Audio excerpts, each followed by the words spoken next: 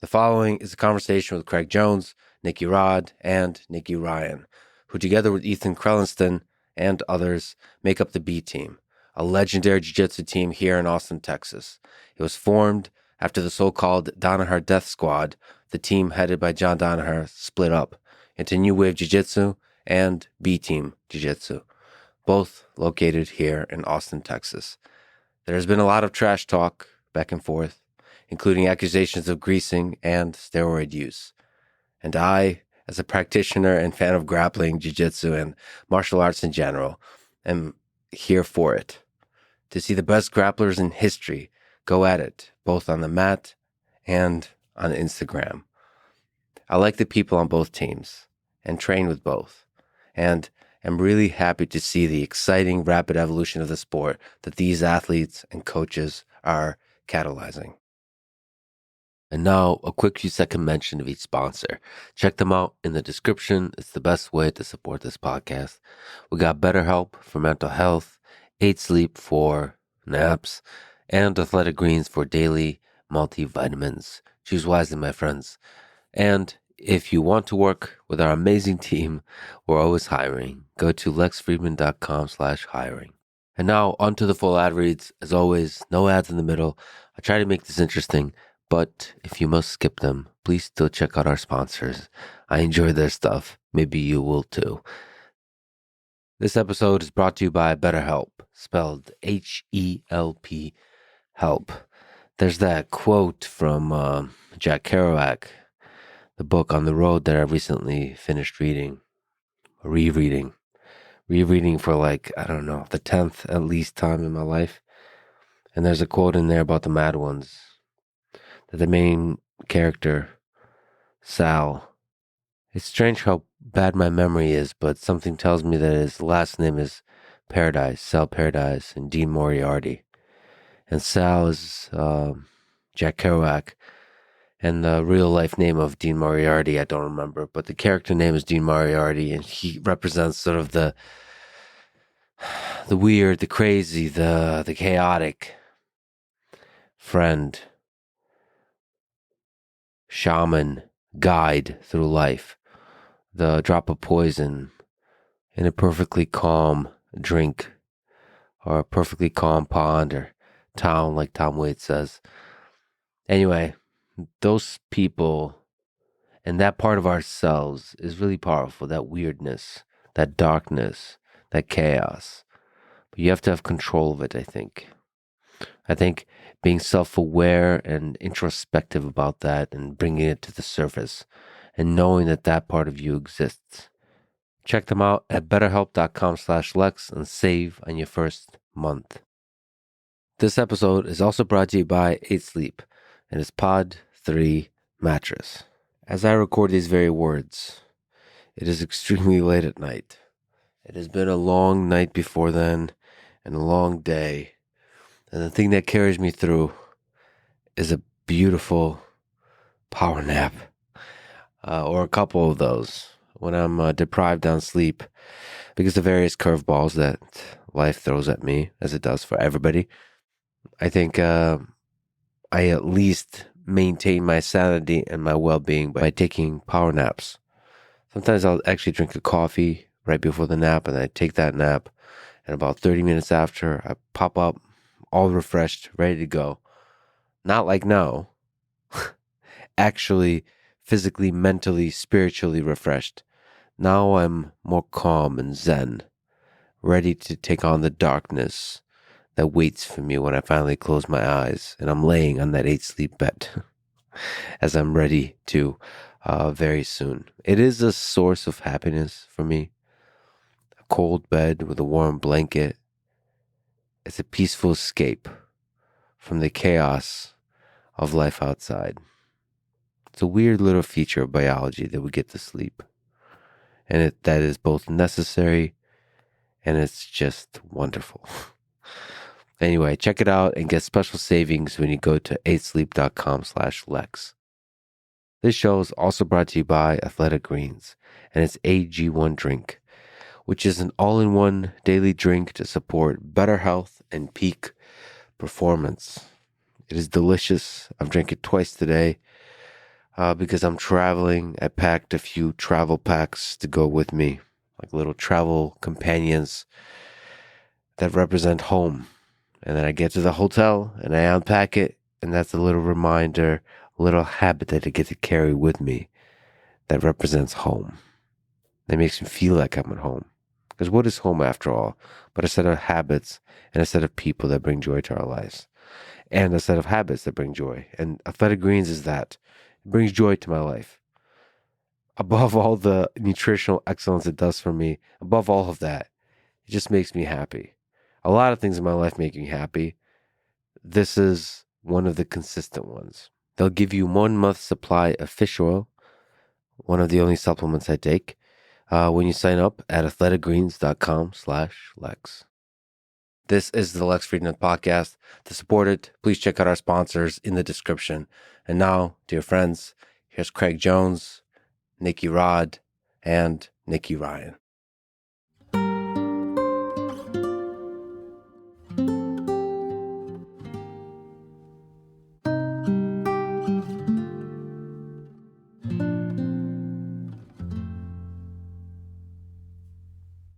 Craig, can you introduce everyone? Yep. So we got Nicky Rod here, brown belt, 2-time ADCC silver medalist. Nicky Ryan here. That's it. Who are you? And I'm Craig Jones, also 2-time ADCC silver medalist. Silver medalist. So the number 1 loser. Number 1 loser. And maybe a little bit more. Your bio says, widely known as the Black Belt Slayer, hails from New Jersey, the land of pizza and biceps. Yes, that's pretty accurate. Okay. You also do carry a gun on you a lot? Yeah, I keep it loaded. Keep it on me. You have one today? In the car. That was a mistake. That was your first mistake. Yeah, I think you're too close. Very uncomfortable. And you are Nicky Ryan. What else is there? What else do we know? Gordon Ryan's brother. Gordon Ryan's brother. I was waiting for that one. All right. So, and you're all together part of the leadership of the B team here in Austin. Let's just get out some introductory questions. What, in general, accomplishment of the things you mentioned are you most proud of? I mean, I'm proud just to not have to work a full-time job, just to get by on the bullshit I've done so far. Yeah. Honestly. Just making money off a thing you love. Exactly, yeah. When was the first time you made money on a thing you love? Oh, probably a jiu-jitsu tournament. I think maybe in Abu Dhabi where I won $1,000. Thought I was rich. Yeah. Yeah. What'd you spend that $1,000 on? Probably something bad. Probably drugs or something at the time. Maybe blew it at the after party. That's a good introduction to Craig. So what about you? When's the first time you made money on jiu-jitsu? Or what's actually stepping back? Like, what's the thing you're most proud of? Is it a similar kind of thing? I think I'm most proud of is, for sure 2 ADCC silver medals, which hurts because you're so close to getting that gold. But, it takes time. I'm understanding that, sport of jiu-jitsu takes quite a while to be at the tip top, to be the absolute best. So, I'm just being consistent in my training and my craft and, get that number 1 spot one day. What failure or loss is the most painful to you? I don't know. I probably have a pretty short-term memory, so my losses, I'll just forget about them. For sure, my loss at this past ADCC in the finals, that one stung a bit because I definitely thought I was gonna win. It takes a while to produce the skills or the reactions more so that you need to have to be that number 1 pound for pound guy. Pre-ADCC, I was coming off an injury, so it took me a little bit to find the right mentality and physicality that I needed in order to, get the wins that required gold. So, yeah, it's just a process. Interesting. You keep saying process, like it takes a while to build up. So you're not like thinking of a loss like ADCC as like a specific failures. You haven't gone long enough in a particular process to being a champ. Well, for me, I'm closing in on 5 years of specifically jiu-jitsu training. I'm about 4.5 right now. And, it's just, you constantly have these ups and downs in training where like, as long as you stay consistent, you'll have a gradual raise, but it's still, you'll have these, peaks and lows and, just trying to get better every day. I'm definitely not where I will be in a few years from now, but I'm striving to get there. Are you actually a brown belt? Or was that a joke? Brown belt, yeah. You're a brown belt. Like how many stripes? No stripes, No stripes. Okay. stripeless. Okay. Is that part of the process that you're working through? Definitely part of the process. I mean, I think a black belt is just based upon how much knowledge you have. Obviously, like, if you're talking competitive wise, like from when I started, I was able to beat most black belts. That's just kind of how I was gifted from my wrestling experience. And the time will come when it's right, but I'm not in a rush at all. I'm continuing. I just kind of take every day for what it is and try to improve upon that. I mean, I want to give him the black belt. Nicky Ryan says he's not ready. What is? Are you guys like as no gi folks? Do you take that seriously, like the black belt, or like how much does it come into play into? Yeah, I mean, it's like Nicky Rod said, it's based off of knowledge, not just, what you do out on the competition mats. Because, like he said, he had years of wrestling experience and obviously he's very physically gifted. So we grade based off of the amount of knowledge that you have. Like, how do you measure knowledge? I think teaching is a good measurement of it, like how well you're able to show the moves and, really make sure that you have an understanding of what you're doing. Yeah, it's an interesting rank. It's like it's something that takes many years to accomplish, and for a lot of people, it's truly meaningful. It's like it represents a particular step in a journey. But for you guys, it's almost like different because you've been so focused on competition that I guess if you take it seriously, it is a big step for you too. Like as martial artists, that's bigger than just being like top of the world competitors, right? So I thought it was a joke. You guys are actually taking it seriously. Like That he's a brown belt. he's a brown belt, and you're taking seriously the rank of black belt, and like it's part of your journey. I think by the time I get a black belt, I'll be no more pound for pound. I think it'd be pretty nice to accomplish that as a brown belt, and then maybe toss a black belt on top. Maybe get promoted on the podium. What do you guys do? You love winning or hate losing more? I definitely don't hate losing. If it pays the bills, I don't mind. Oh, really? Yeah, but honestly, if I win, I feel more relief than anything rather than like excitement and stuff. I'm like, oh, fuck, thank God that's over, I hate losing for sure, but I understand that it's necessary to get to where you want to be, and then winning is like, I mean, what I think winning is probably the closest you can get to like heroin or something. Because I mean, we're on like if you do have extreme success in a tournament that you've been adamant about training for and competing in for a while, and you end up winning it. I mean, I feel like you're on that high for days at a time afterwards. Heroin's got to be better. You think so? I'm a stick with no, but I'm not going to suck dick to win. you suck dick for heroin. Okay. I guess that's a good point. Yeah. But because you come from a little bit of the wrestling culture. One of the things I really love is at the end of the match when they lose, they just run off. They're like almost pissed off. It's like some mixture of anger and frustration at themselves. I think sometimes that people like freak out on the mat, and I think that's just to show everybody like they're acting like they cared a lot, and really maybe they didn't work enough to get to where they want to where they expected to be, and they lost, and then they had this big boost of emotion like after their loss. But yeah, I mean, I think you just cry in the mirror, not to everybody else, What have you ever cried watching a movie? I don't think I've ever cried. Period. Okay. Have you cried watching a movie? Not yet. The Notebook, I try to avoid those movies. Lion Actually, King? I lie. Actually, Titanic. the last part of a difficult wake up for me is I try to find a sad movie and at least cry about a pound out. That really gets me over the line. Low energy cutting. The tears.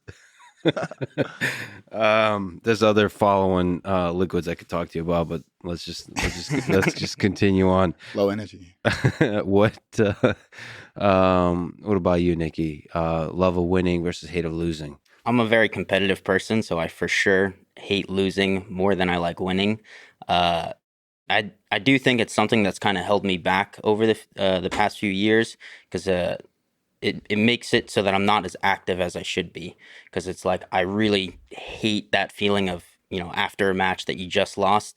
So it kind of prevents me from competing. So it's definitely something I need to work past. So like when you think about a competition, the possibility of losing, which is always there in competition, is the thing that like weighs heavy on you in the months and weeks leading up to it. Yeah, my whole life, my financial stability, everything depends on, my ability to go out there and compete and my ability to teach.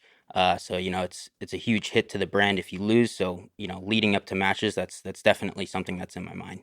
I know. So you guys are like world class athletes, but for me, more like a hobbyist competitor. I compete a lot.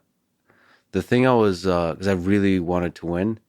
The thing I was probably most afraid of was not just losing, but like embarrassing myself. Yeah. Even actually winning by stalling. That was the thing I hated the most about myself.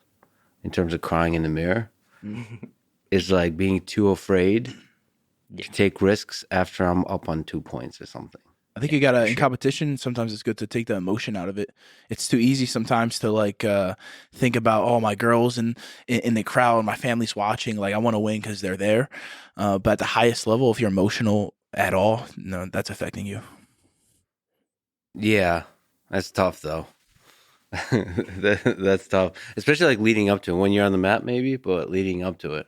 I think it's okay to be emotional prior. Like, if we know ADCC or is coming up and we have a big match, like definitely I'll go out in practice and I'll visualize, I'll put myself in that competition. That way when it's game time, it's like I've been there 1,000 times already. So not the actual competition, but even leading up to it, like stepping on the mat, like all the walk towards it, all that. All that stuff. Like I'll do the same exact warm up for weeks on end until my competition day comes. That way, when I compete, I'm just like, oh, it's another Tuesday at practice. What about you, Craig? Like, how do you prepare mentally for a tournament like ADCC? I push it completely out of my mind. Don't even think about it. Try to avoid any visualization, any rituals, warm-ups, anything like that. Block it out until the last second. Yeah. Try not to think about it. I just go to training to have fun, learn a bit. So I try to approach competition the exact same way. I don't warm up at training, do very little warm-up for competition. Uh-huh. And you just step on the mat? Step on the mats. My philosophy is there's no warm-ups on the street. We're so vastly different. All right. So you like legit don't warm up?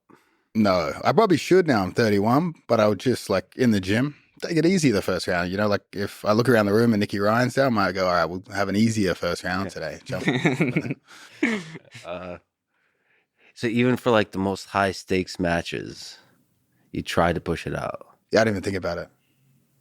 What about like all the social like Instagram posts you have to do about that match? You just make a joke out of it and kind of I mean it's all kind of pretty silly. We're just wrestling each other. Yeah. We put the meaning into it, but to someone that doesn't follow the sport, it looks stupid. Well, all of human existence is pretty silly.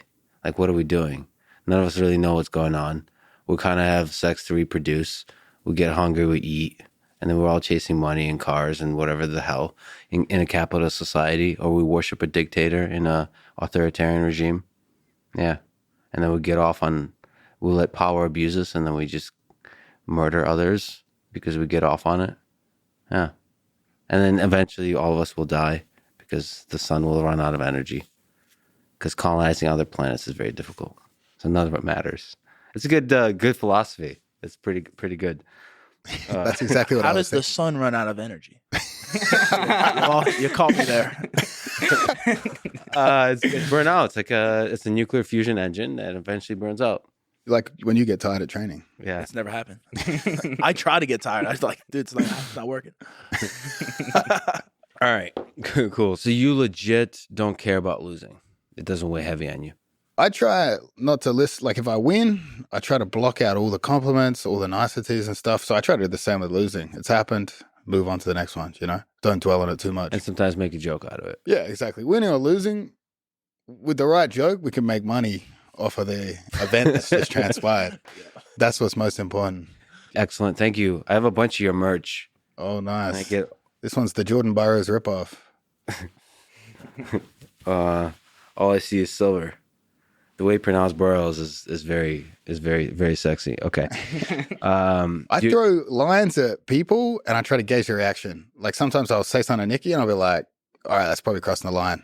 You know what I mean? We'll tone it down for the public. So yeah. So it's not just right. You have to think, is this crossing the line? Yeah. I get as close to it as possible. Yeah. I feel like you can't really and then cross it just a little bit. Just a little bit, yeah. Okay. Speaking of which, you said that I'm Switzerland in World War II since I'm friends with both you and Gordon and John. Very rich country. Are you a Hitler or a Stalin, by the way, in this analogy? Would you like to be Hitler or Stalin? And should you make a T-shirt out of it, or? I mean, I a think- Nazi T-shirt. I don't know how well that sells. You know? I think it would. I think that let's brainstorm on this one offline. And I think since Hitler lost, so he got second place in World War II. That's I true. think that makes you Hitler. Anyway, to the degree that you can you tell the story of how the time you've had with the Danaher Death Squad and why you split up? I competed against Gordon for ADCC and the EBI in 2017. And I remember I competed against him at ADCC, and then we had the EBI event, and then I had a Kasai. I used to compete all the time, every week. I wouldn't even do the preparation or anything. I'd just be like trying to do seminars, make money, and then jump in and compete. I remember I showed up to Kasai after I faced him twice, and there were like 4 locker rooms, and they put me with all the DDS guys. It was just me and all of DDS, and I think we had competed the weekend before. Mm-hmm. So I thought it was going to be super awkward, but it was actually pretty chill. And the Kasai was in New York, and they suggested to come train that week. So I came trained, hung out with them a bit. Ultimately, the goal was to move to America and join a bigger team, just because that flight to Australia is death. Australia is so far away from everywhere. It's kind of like not realistic to base yourself in Australia when all the tournaments are in America. And then I went and trained with the guys, and they just had a massively deep talent pool in that room. Like show up to like meant to be 7 a.m., actual 8 a.m. class on Brazilian time. And there'd be like 100 people in there, maybe, I don't know how many black belts, but a ton of elite guys. And I was coming from Australia, training with Lachlan Giles. But really, that room was pretty shallow, and like most people had serious jobs and stuff. So it was like basically me just training with Lachlan, maybe a couple of other guys, and then to go to New York and have access to a wide array of training partners and guys that are training twice each day. I feel like that's what you really need. You need people that can train as much as you are. You get humbled?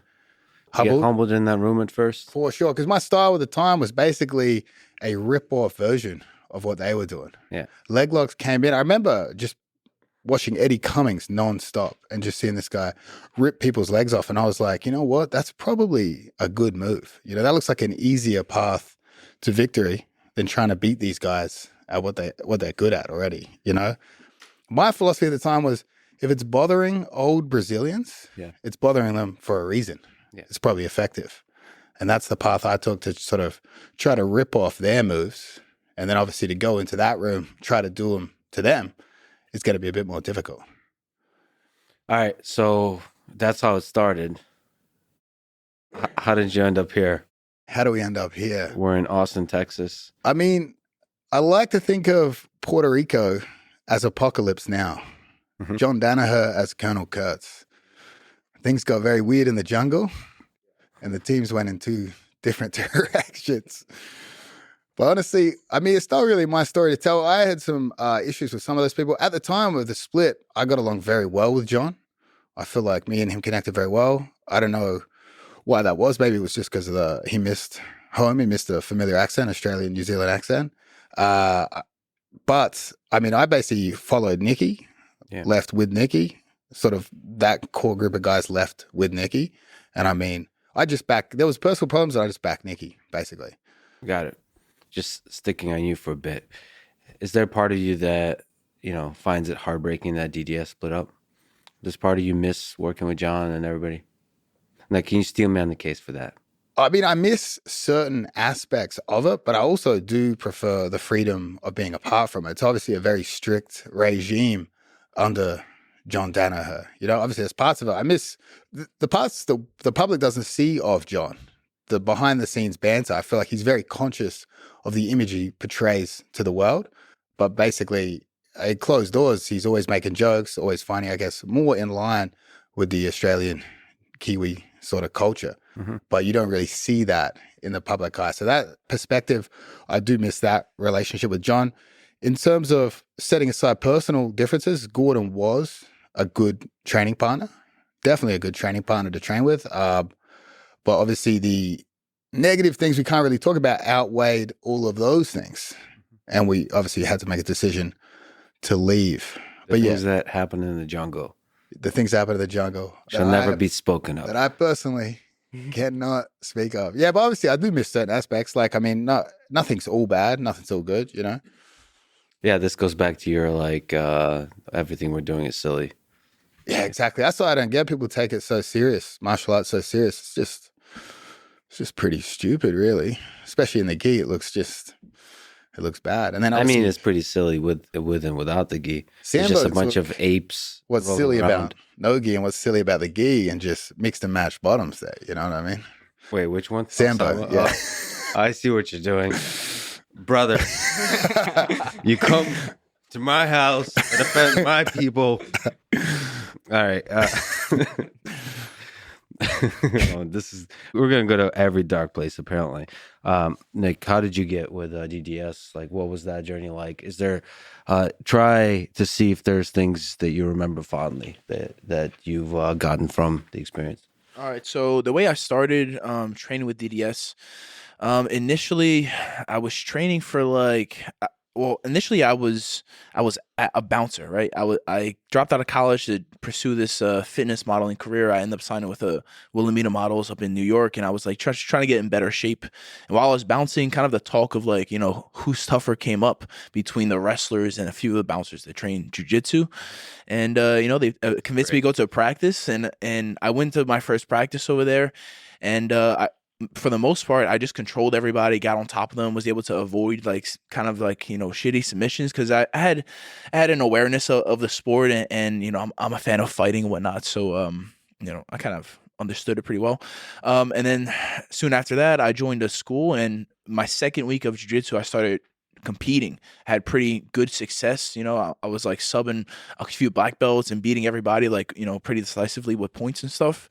And about 3 months into training locally, I got connected with Gordon Ryan and John Danaher up in New York, and I committed to make the drive up there as many days as I could. At the time, I lived in South Jersey, and it was about 2.5 hour, 3 hour drive without traffic to New York. Where in South Jersey? Gloucester County, Clayton, New Jersey specifically, but Gloucester County.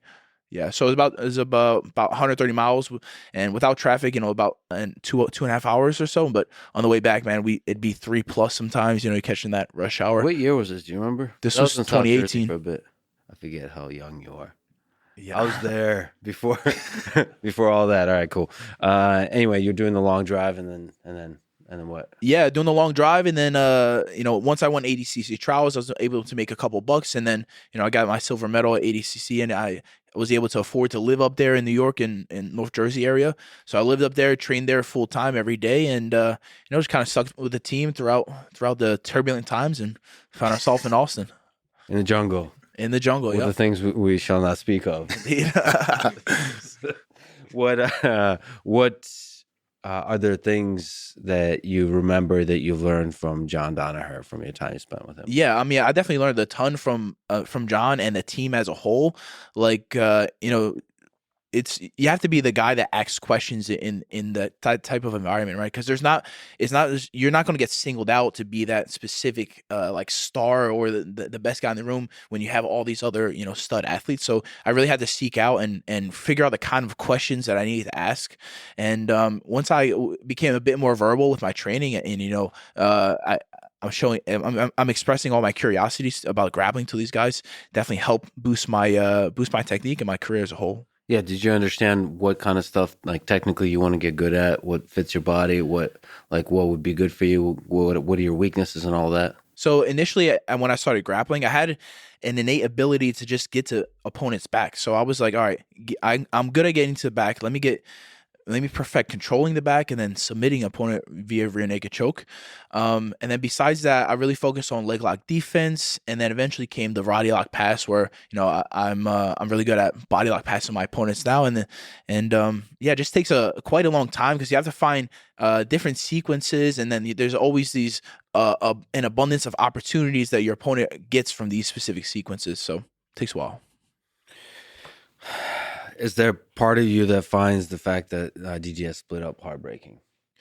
I definitely having one person to go to that runs practice every day, that's, consistent, it was definitely a gift. But now I'm also gifted with many other partners. I have Nicky, Ryan, Craig Jones, Ethan. Pause. Craig Jones. We have Ethan Krellerstein, Damian Anderson. So a full team of knowledgeable athletes that I can continue to go to with multiple questions. But yeah, definitely. It took me some time to adjust to training or to learning from specifically my team and not just one person. We should mention for people just listening, because you can't visually see, that Nicky Ryan is currently terrified and Craig Jones is currently enjoying the fact that Nicky Ryan is terrified.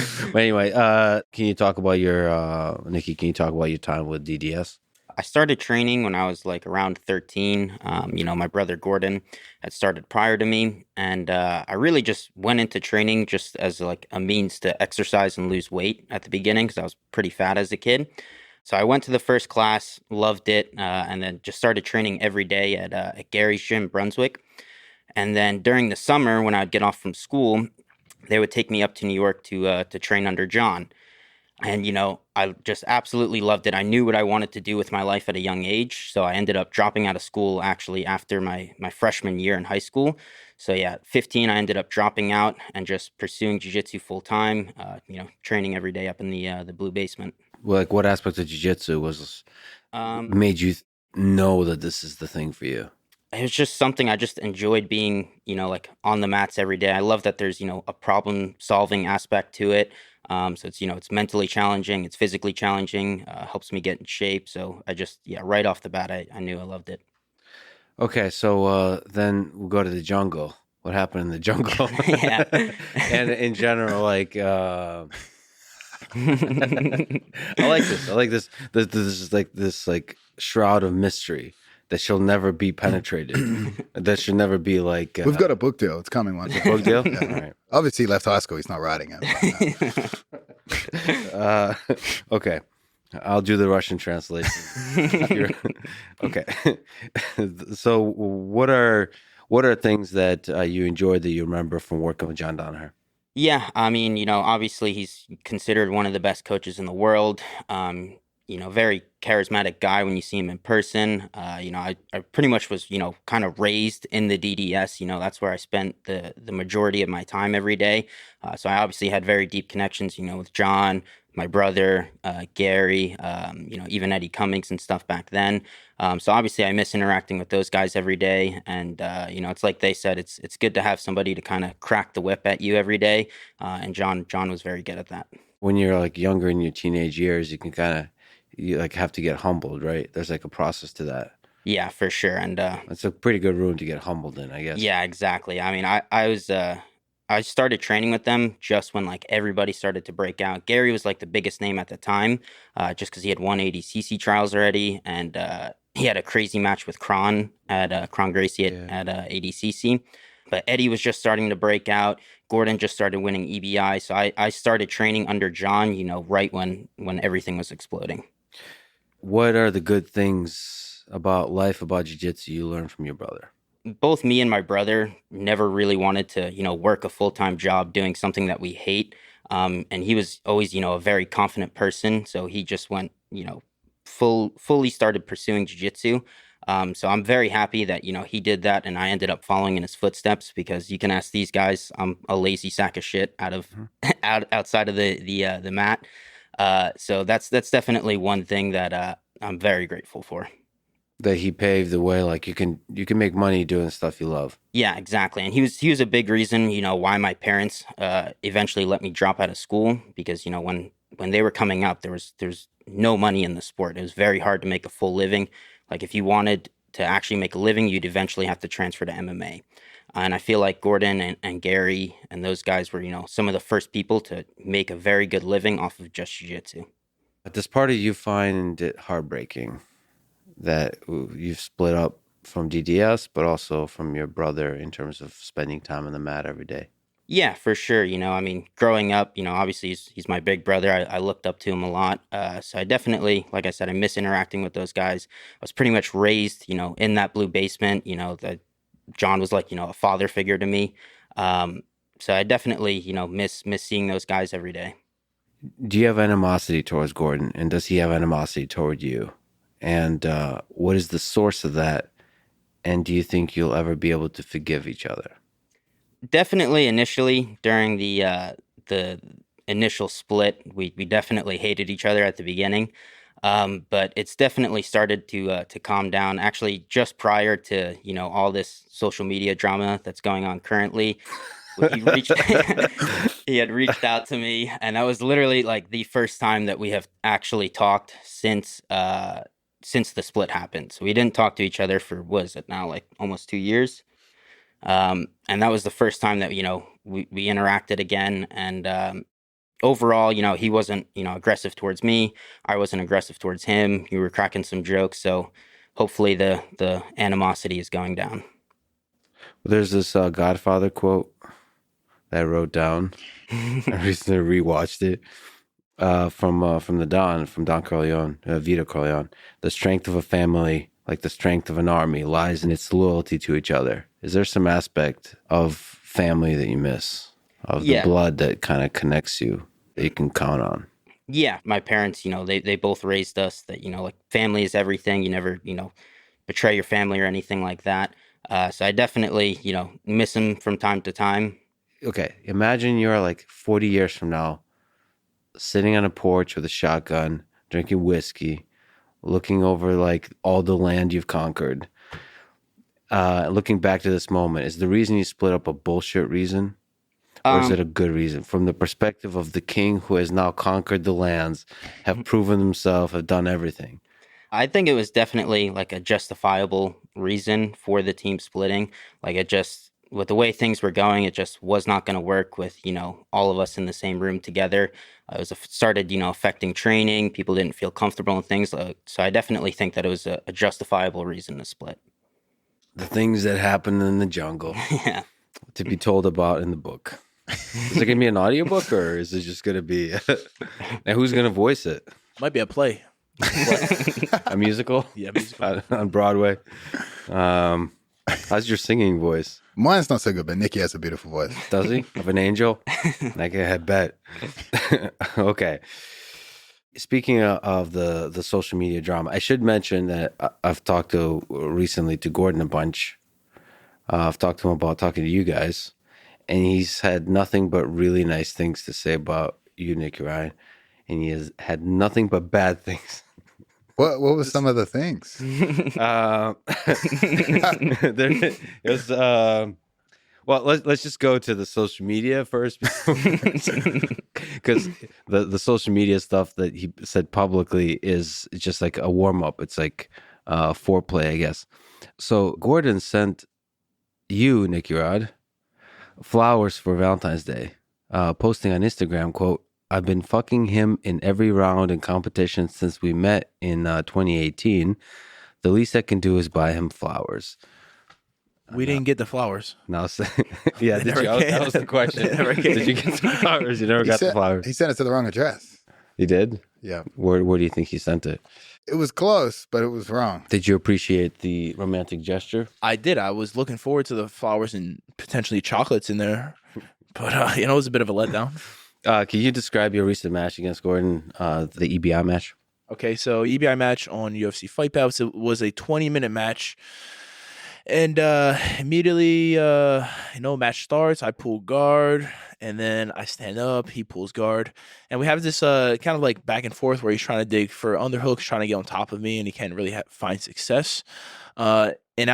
And then in the midst of me trying to work my body lock pass, Gordon's able to underhook a leg, and we end up in a leg entanglement. And then I'm able to transfer that leg entanglement to a 50-50 position, still in the leg entanglement. From that 50-50 position, I'm able to separate his feet and actually get a few pops, and he actually said I broke his foot in that exchange. With the toe hold. The toe hold, yep. And after that, we had a bit more. I was just being working on top positions, trying to get my body lock. Time runs out, and we go to overtime. In overtime, can you hold on a second? Yep. Actually, what does it mean to break a leg? I was very confused about. Okay, is this like a expression, or what do you mean? What do you mean broke? Which part breaks in a toe hold? Okay, so in a toe hold, there's a few different grades of it. Like you could get a few pops and have some walking issues, and people consider that a break. And then you could break it fully and have your foot be like a limp noodle. I think what goes to Achilles? What is the front of the Achilles or something? I mean, probably the ligaments. I mean, it's funny, like, a lot of people say they broke something, but, like, to me, you break bones, you tear ligaments. So I would imagine you probably had a grade 3 tear.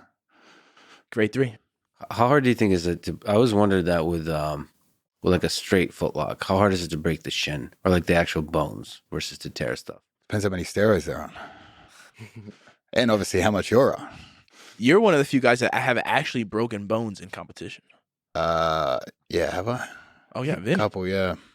Which bone did you break? A spiral fracture of the fibula. Very specific. A lot of power right there. Is it like a twisting? How did you break it? Oh, it was a heel hook. Vinny always used to say heel hooks don't work, leg locks don't work. But unfortunately, age gets the best of all of us. I think he had some mileage on those ligaments. Yeah. And the bone, I guess, yeah. So it's actually what, the bone? Yeah, his ankle like disconnected from the tibia and the fibula, but the fibula definitely snapped pretty bad there. That's fascinating. The dynamics of that. Okay, anyway, it went to overtime. What happened in overtime? Okay, what happened in overtime? Let's see. Trying to hang. Oh, okay. I go defense first. Whistle blows. I'm able to escape in like 17 seconds.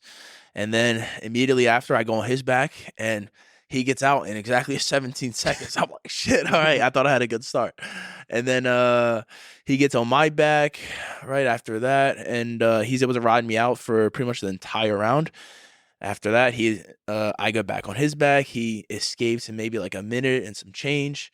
I think where I went wrong in the overtime is I should have been less adamant about chasing the submission and more aware of collecting time.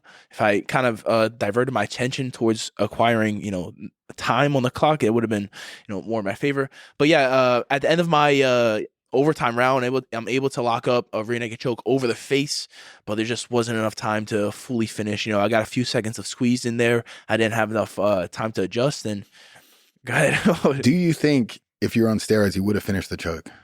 I mean, for sure.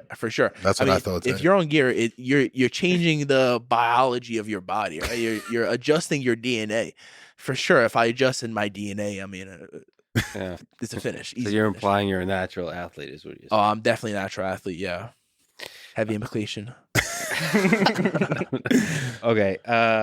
So for people who don't know, the EBI rules, it's an interesting rule structure where the overtime you put yourself in like the worst possible position, and the task is to escape, and then the other person gets the same thing. What do you guys think about that rule set? I like it just because.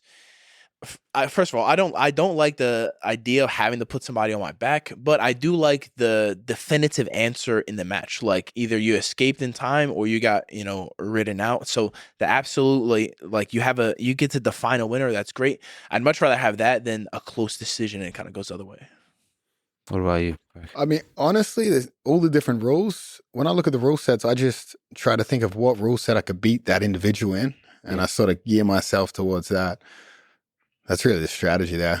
I think there's some guys that that stall a lot that you would love to have EBI overtime with at the end. They're stalling until they have to give us a good position. But then there's some guys that are so good in those positions, I'm like, oh, maybe we just do a regular match, What are the rules in the streets? The streets, no time limit. Yeah, that's one of it. There's also like concrete and cars and stuff. Biting, yeah, poking. Yeah, so you don't like that rule set? Are there some people you would prefer in the street as a rule set? Me, probably not. I don't know, the EBI. I mean, it's tricky, it depends on the opponent, which rule set I'd want to do.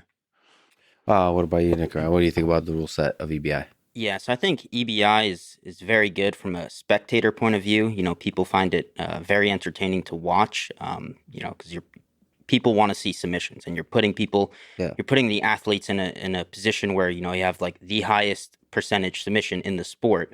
So obviously you're going to get a lot of submissions. My issue with it is a rule set that allows somebody that's overall worse at jiu-jitsu to win a match. A guy can go out there and just stall and just get completely dominated for the entirety of regulation, and then he gets to start on the guy's back. So that's one my one issue with it. But also, I mean, it's interesting to see, like, the best people in the world have to be put in a really bad position, and to see how good their escapes are, for example. Yeah, It's interesting. Yeah, But it doesn't feel like realistic. It's a fun thing to watch, but it doesn't feel like the real fight. yeah. It feels weird. I'll claim it. If I start an overtime on someone and finish them, I'll claim it. But if they submit me in overtime, I'm like, You're going to deny. It's Yeah, not a real submission. it's good. The issue is people like stalling to just win the overtime. Yeah. So where you got this guy that his whole training camp is just not get subbed and win the overtime. It's a bit boring. By the way, I have a rose behind you. Somebody gave me a Valentine's flower, so if you missed the one from Gordon, I got one for you. Well, I'd appreciate that. Thank you. It's good to feel loved. Yeah. All right. So, what did you learn from that match? Like, takeaways, technically speaking. Like, what do you need to work on? Well, I learned that I am pretty good. Yeah, pretty good. I got a few. I know exactly what my weakness is. It's the leg lock department, and I'm doing a lot to get better in that specific aspect. Attack and defense. Attack. I would say but attack, defense, reattacks. Even if I wanted to offensively enter a leg, I could use some work there as well. But I feel like once I solidify if I'll become a black belt specifically in the leg lock department, I feel like I'd be unstoppable. If you, Nicky Rod, definitively beat Gordon Ryan, how would you do it? Buggy choke. Buggy choke. Buggy choke. For the listener, I don't even know how to describe buggy choke. What's the definitive conclusion on that choke? Does it work? It's a choke that you do when you're in a what's the opposite of a dominant? It's not submissive. In a non-dominant position of bottom of side control. Yeah, just an embarrassing submission to get caught with, really. Yeah. But does it work? It works on certain people. But for the listener, he glanced over at Nicky. It's embarrassing, but it's also it's a way to frustrate the opponent. For sure, yeah. It's a new part of the sport. I feel like the Rotolos brought it back into fashion. And even if you don't get it, because it's one of those moves that's so embarrassing, at the first sign of danger, the top guy abandons ship, and you can basically retain guard by attempting a very embarrassing submission. So the threat of embarrassment. Yeah, everybody. People pull out very quick to avoid suffering the consequences. I think some people underestimate how good of a submission it is. I mean, once you're locked in there, there's not too many defenses for a buggy choke. Is there an instructional on the way from you? On the J-Rod, actually, my little brother has one. Oh yeah, for real? You actually legit have? Oh wow, that's awesome. We'll check it out. So you're making a joke out of it, but it is a real there's a system to it. I mean, yeah, I don't know if we call it a system. It's a good move. You take an opponent that was just winning in a greatly dominant position, and then boom, in that same position, they're losing. It's an interesting move. What's the name of it? It's called the Buggypedia by Jay Rodriguez. Okay, the Buggypedia. I thought there'd be something very Craig Jonesy about it. Okay, awesome. I know you don't want to sort of reveal the secrets of what you're working on, but in general, what does it take to beat Gordon? I guess. Okay, so it would have to be some kind of choke. I think any joint lock or anything like that, he's just gonna let it break and stay in the match. So I don't even think he'd tap from a rear naked choke. I think I would have to put him to sleep. So putting him to sleep is how I would win. So Gordon is somebody who really hates losing. Yeah, he won't even tap in the practice room. I remember I had a toe hold a couple times in practice room, and he was just comfortable working there. I'm not really putting much on it. I think he just maybe because of situations like that in practice, he kind of didn't respect my toe hold's ability in competition. You've done that to me in the practice. I have. Yeah. I gave you a little. Give me a little pop, and then he let go. And that was only 10% right there. Hey, don't get into math. Okay. Is there some part of that you think is necessary to be a champion? Is to this almost unwillingness in competition to tap? I think there's definitely something to be said for people that are just willing to go that extra mile or to take that damage to secure their victory. Is there part of you that like would hate to tap or hates to tap? Yeah, I mean, all of me would hate that. yeah, the whole part of me. Isn't there a John Legend song like that? All of you and all of me. Very romantic. Yeah. Yeah, no, we're sticking on that theme. Okay, I'm sorry. One of the things Gordon asked, I forget how he put it because I think there's a lot of words that would need to be censored involved, but he said, ask them how it feels to have a 0-5 record against me with 4 submissions combined. I mean, first of all, I wasn't sure he could count to 5. Yeah, that's an impressive feat. Impressive. 0-5. I mean, I will say one thing: nobody beats me 4 times. I love you so Lex, much. I did have a question. I did have a question for you. There was some controversy on your Twitter about a list of books. Yeah. And I was wondering why Gordon's book wasn't featured amongst that literature. Well, it was only the first 30 books or like the first 20 books. And it would, of course, be in... Something interesting about Gordon, he's the first author that's written more books than he's read. Pretty good. If you face him and beat him, what's your take on what it takes to beat Gordon? I mean, you guys kind of joke and you go pretty hard recently on each other. But as a fan of jiu-jitsu, I'm all in on this rivalry. It's just fun to watch. I mean, first of all, I don't think I go really hard with him. I think Gordon he's pretty sensitive. You know what I mean? He's looking for a large insult in a small insult. And for me, like Australians, we just attack each other all day, every day. And for me, like if I see someone that takes himself very seriously, that's like blood in the water. That's funny to me. To me, if I can just gently provoke and get a strong reaction, that's hilarious. Like Aussies, we will just attack each other. And the first person that gets upset, he kind of loses the exchange. So I think that is very, very entertaining. Like if you were to beat Gordon, would the mental game off the mat be part of it?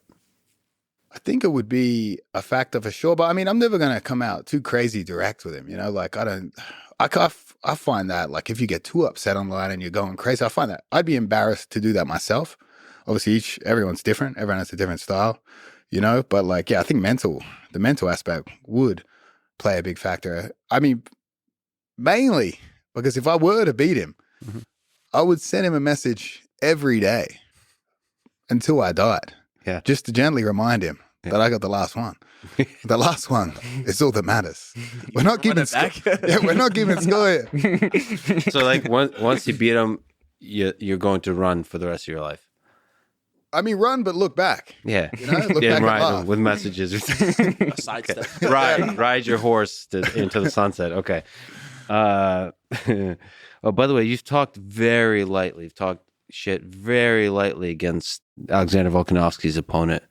Very lightly. Have you received death threats, or how are you still alive? Like Gordon, I would say people from Dagestani take a joke very well. You know what I mean? Really? Do they really? No. Oh, like Gordon. Oh, like, sorry. I'm slow. Now, went through aggressive mode in my head. Now, honestly, I'm listening to you. Islam was pretty cool. I wanted to stir it up a bit, you know, because like I felt like that was a massive fight and it probably should have had more attention than it was receiving. So I wanted to just gently stir it up a bit. I feel like Sambo guys are in the same vein as catch wrestlers, very sensitive. You know, like obviously there's only 3 people in the world that do catch wrestling. Sambo, maybe 10 to 15. So I figured we could really provoke them with that sort of jiu-jitsu Sambo stuff. Islam took the jokes very well. The Russian fans, not so much, very serious. There's not many smiles in Russia, you know.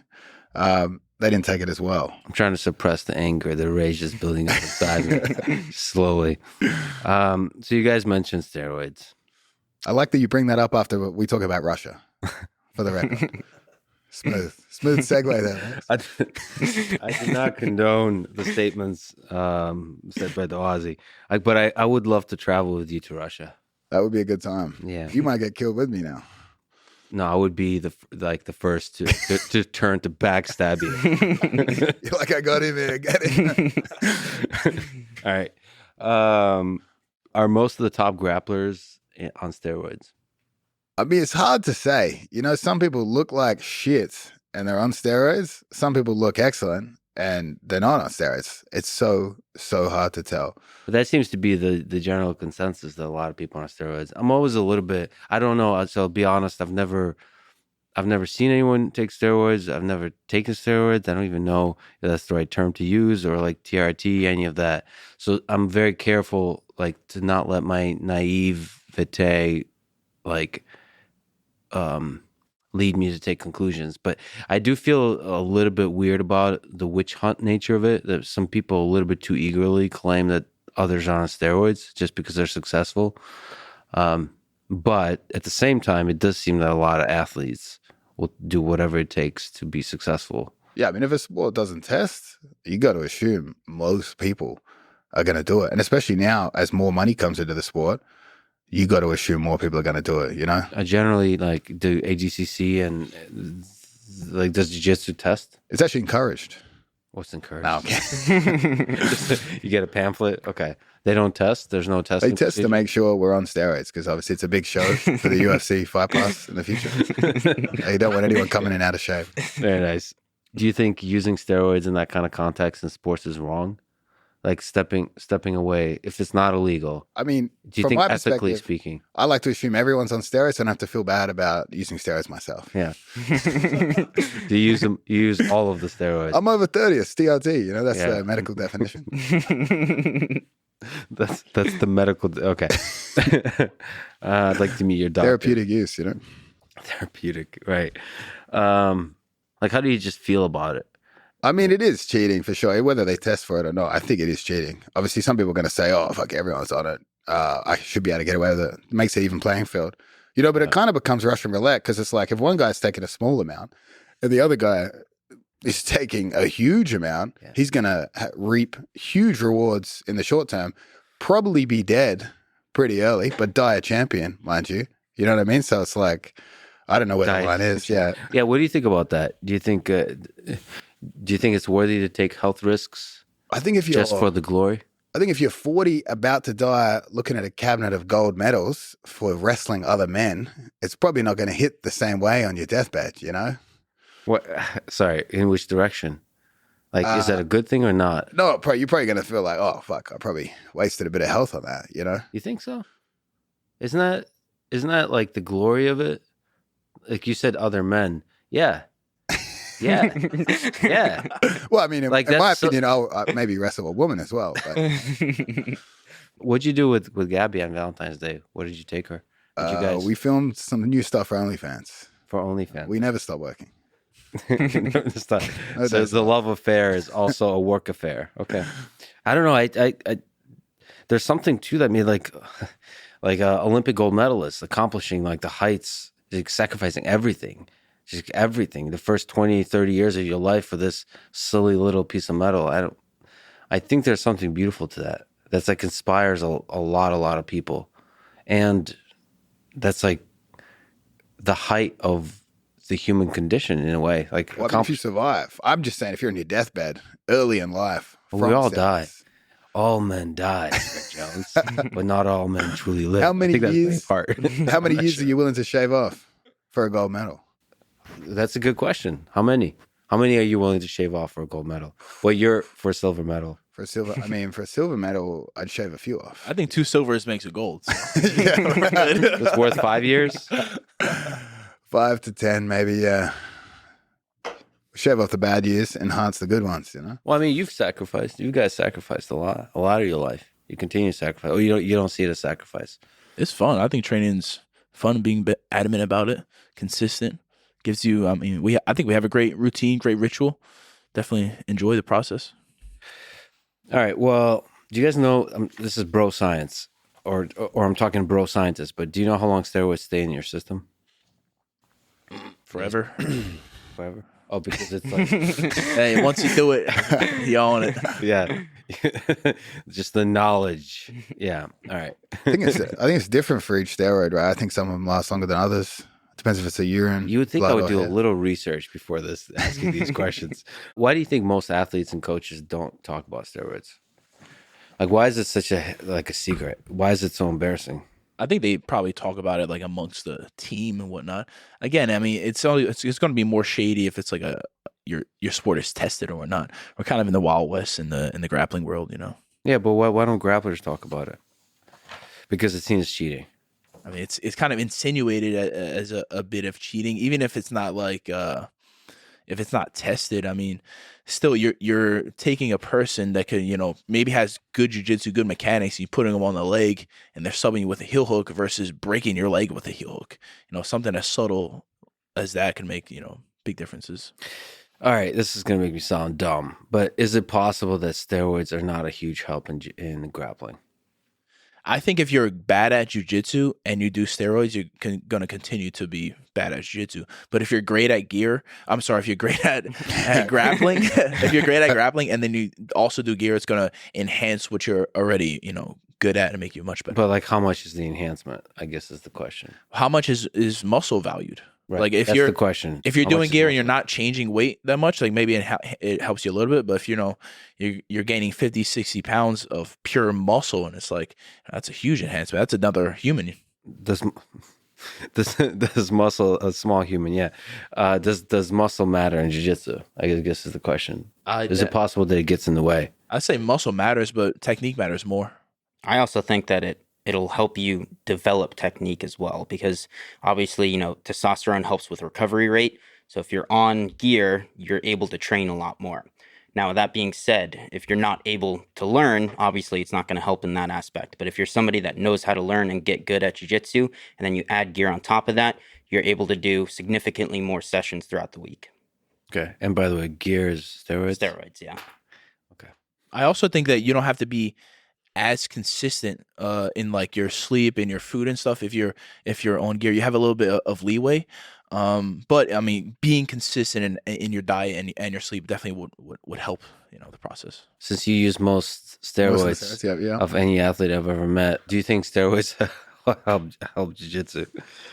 Oh man. I think obviously it helps recovery and your ability to train more, but I think I've seen some guys go on steroids and then suddenly they feel like the Incredible Hulk, and now in the training room they start to rely more on strength than the techniques they had, and it actually in some respect hinders them and makes them gas more in competition because then they're using more of the muscle they never used to have. So you've implied that you're a natural athlete. Mm-hmm. You said that. You said that skeptically. Why are you skeptical, Lex? Is this something you do for social media to talk shit to Gordon to imply that he's not a natural athlete? Well, I only pretty much recently on social media I had this rebuttal, you know, saying that, you know, Gordon's on gear, and I only said that because after our match in our most recent match, you know, the EBI rules match, he accused me of greasing, which is like lubing up so I'm slippery during our match. So and you did not. I did not. I was checked multiple times before and after our grappling event. And he still, you know, went out and accused me of this. So I was like, all right, as opposed to telling a lie, I'll just tell the truth about, you know, your steroid use, which it shouldn't be that big of a deal in retrospect because he kind of admitted it and whatnot, you know, previously. So it's, I just kind of felt like I had to rebuttal, and I didn't do it immediately because I was like, all right, I know I have this podcast planned, so I'll wait to do it on, you know, my friend Mark Bell's podcast, you know, be a little more, get a little bit more exposure on it. Sure. And, yeah, I knew he was gonna bite the bait, but I didn't think he was gonna, you know, bite the bait that hard. I know he's a little stressed out about the comment, but you know. And that was the origin of you guys going back and forth on. Well, it wasn't so much back and forth. It was just I went forth and then he kept going back. Like I remember one of my guys DM'd me and they were like, Gordon's made like 68 Instagram stories and 67 of them were all about you. I was like, all right, well, I'm in his head for sure. Got us a few followers. We appreciate We that. did. For sure, We did get followers. He even shouted out our B team And white belt program. Yeah. So thank you. Yeah. Okay. Speaking of which, what's the B team? How's it run? And why is it called the B team? Well, I mean, Craig was the A team taken. I would have been. For me, B's for best. Okay, best. All right. What does B stand for you? What does it represent? What is the ideal, like the Miyamoto Musashi philosophical foundation of B team? Aim low and achieve. Oh. If the bar is set low, you can't help but win. Okay. That's Nicky's philosophy with women as well. Set the bar incredibly low, overachieve. So what is the B team? How do you guys run it? Like what? Yeah, I mean, can you just talk about the school, how you found it? What is it? What's it like? I mean, pretty much just a regular jiu-jitsu gym. We started as sort of a pros only, purple belt and above team. And we have me, Nicky Rod, Nicky Ryan, Ethan, Damien as coaches. Am I missing someone? Oh, JB. Your memory is JB. with your old age. Impeccable memory, yeah. And we got JB coming on to teach white belts. But just your stock standard jiu-jitsu team, we focus on we lean heavily towards the professional athlete side of things. We have a lot of high-level guys in there. Yeah. Class structure, regular instruction, positional sparring, open rounds. But we sort of took a heavy slant on marketing side of things. We really try to blow up the YouTube channel. Obviously, we sell a lot of clothing, merchandise and stuff. So yeah, we just sort of took a modern approach to a standard jiu-jitsu gym. Because I mean, jiu-jitsu gyms are full of some of the most boring human beings on earth. So we try to highlight... Strong words, Craig Jones. Strong words. highlight the other side of things, keep it pretty lighthearted. That it can be fun. Yeah, that jiu-jitsu can be fun. I guess that it can be cool too, it's not just full of steroided up autistic people, Question from Reddit. Quote, need to hear some of the stories about drop-ins that led to the making of the gem of a video, the do's and don'ts of training a B team. Any fun stories? Any ones that stand out? Do you guys remember any? Police involved ever? We had a guy coming, we had to kick him out. He was stalking two of the members. Yeah, well, I mean, that's just crazy people, like I portray a pretty insane image online, and I guess I am that a lot of the time, but at training, try to keep it while training. Around training, I'm insulting everyone, but while training, I try to keep it pretty serious. But obviously, the image I portray lures in some of the crazier members. I mean, like the thing is about the gym you guys run is really professional. It's like friendly. It's like the lighthearted joking is there. Obviously, the like shit talk and all that kind of stuff. But like it's a pretty safe environment. Yeah, but the public persona might attract some maniacs. Yeah. I won't say which places I've trained at, but there's obviously some places you walk into the room and it's very, very serious. Yeah. There's no smiles around. Obviously, it's probably average training room in Russia, but no smiles. Very serious environment. You know what I mean? And I definitely don't like that. I don't want to show up to training and be walking on eggshells, not know what the coach's mood's like that day. I want to go in, have a good time, keep it lighthearted. What was in the video? What are the do's and don'ts? Because like the address is public. Like anyone can show up. Anyone can show up. Yeah. What were the do's and don'ts? Does anyone challenge you like to a fight? Not yet. Not yet. I mean, probably from other gyms in town, that's probably coming down the line. But do's and don'ts. I'm all in on that. I would be excited as a fan to just watch. I love the drama. Not the drama. No. Well, a little drama, a little drop of poison is good.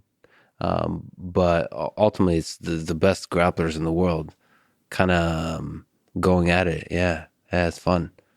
Because maybe I'm wrong, but I think there is an underlying deep camaraderie at the end of the day when you're like at the top of the world. Yeah. And you're like in the same town. What could possibly go wrong? It's like a shitty Western, but like an epic Western with like Clint Eastwood, like the good, the bad, and the ugly. Of course I love it. I'm here just eating popcorn like that. Stirring the pot. I'm not stirring the pot. I'm not stirring the pot. These questions are from Reddit. Well, that one for sure. Yeah, I mean, what could possibly go wrong if you're the world's best grappler, hates you, and you're gently provoking him behind the scenes every day? Well, I mean, for sure. In Texas. And you've stolen his brother, held him for ransom. Kidnapped. It is like a story of a shitty Western, I think. You now allow white belts to train with you. What's it like to open it up to a bigger audience?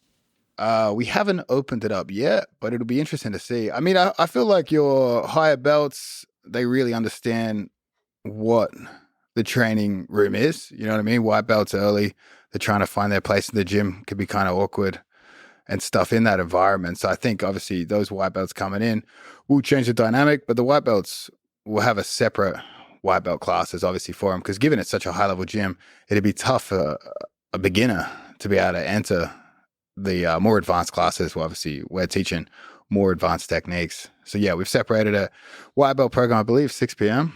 Monday to Friday. Yeah, maybe we'll have a Saturday one as well, but it'll be interesting to see how it goes. We're trying to do things different, like trying to do your traditional jiu-jitsu gyms, obviously, you're not going to teach beginners wrestling at all. We're trying to split it at least 33%, top game, bottom game, and wrestling. So at least create more well-rounded athletes from day one. Whereas I feel like most traditional jiu-jitsu gyms might have no-gi once a week. They don't touch wrestling, very IBJJF heavy techniques. But again, the sport's changing for sure. Just to take that on, how does a beginner get good at jiu-jitsu? Like, given that you're starting this white belt, what's your philosophy on that? Obviously, buy all of my instructionals at full price. Not during a sale. Okay, that would go a long way. For those of you who are Russians, I'll send you instructions or all the forms so you know how to steal it. Yeah, discount. I'll share. I bought them all, so I'll just send it to you for free. We do have the Makhachev 50 discount code. You know. Yeah. Offering discounts to help him out for the rematch. I got the nice the Makhachev discount. Well, I got 100% discount for you if you need it. But that said, your instructional are both hilarious and brilliant, and it's one of the most respected instructionals. Oh, thank you. Out there, with incredibly great names. Yeah, it probably loses me sales, honestly, due to removing the seriousness of the topics. Because they think it's going to kind of suck. It's going to be some funny, gimmicky thing. Or, I mean, some people don't even know if it's a real product. That's a big hurdle I have to overcome is they see it and they're like, is that a real thing? That's a problem. But how does the white belt get good? I think they just have to show up. Just have to put in the effort, try to focus on using techniques in training rather than just fighting to the death, you know? Although that is entertaining for us to watch, two white belts fight to the death. Yeah, but what are the techniques you should focus on? Like, what's the process? What does it mean to show up? Like, how much drilling, all that kind of stuff. Like, what if you were to optimize the first 6 months of a beginner? There's a lot of people who listen to this and haven't tried. They've been curious. I have a lot of friends who are like jiu-jitsu curious. They're constantly looking for an excuse to start. I think it's just got to be as simple as possible. You know, like we shouldn't be teaching more advanced movements. I mean, obviously in the grand scheme of things, there's highly advanced techniques and then there's slightly advanced. And I think trying to teach those guys real specific positions, even like real specific types of guard, is just beyond them. Mm-hmm. I think the best way to learn is through problem solving. And I think if you show the technique before they've discovered that problem, the learning is sort of held back. So I like the idea of using kids style games to show them a problem and then use the techniques to fix the problems they've just discovered. I think that's the best way to learn. Can you give an example of a problem to show them before you give them the techniques? Like, what are we talking about? All right. So say you wanted to teach posture in wrestling. You could create a game where the game might be get to a leg or get to 2 legs, control the leg, like super simple. But the constraint would be one guy is forced to keep an upright posture, and one guy is not forced, but he's allowed to keep a bent at the hips, lower posture. And obviously within that constraint, the guy with the better posture is going to have more success. He's going to have a better posture to secure a leg or secure both legs, and therefore you've demonstrated the flaws of bad posture without having to explain it to them before they really tested that out. Okay, and then the result of that, you would realize that the bent over posture is better. Yeah, you have that aha moment rather than just having it spoken to you. You wrote, Craig, I'm a big fan of constraint-based learning, I guess was what you're talking about.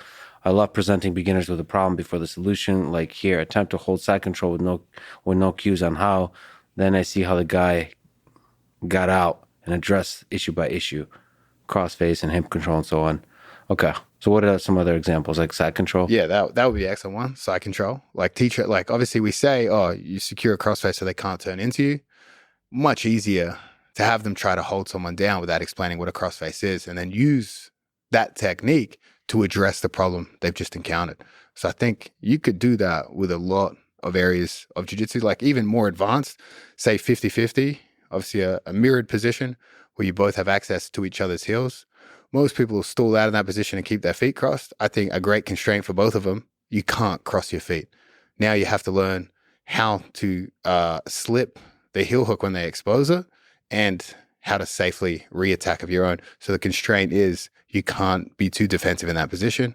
And I think the rate of learning increases. Why do you think the rate of learning increases? Like, why do you think that works? Because you encounter more problems. Say in that situation, they're going to get your heel a lot more in whatever period of time you allocate the drill for than if the legs are crossed. I don't think the hard part's splitting the legs to get to the submission. I think the hard part's practicing control while they're trying to slip it at a later stage. And then obviously trying to slip your heel when you're in more danger also makes you more comfortable in that bad position if you're used to doing it with open legs. Yeah, I think that probably that style of teaching forces people to focus on, because it's so easy to fall into focusing on like memorizing a particular details of a technique without thinking like, why the hell does this even work?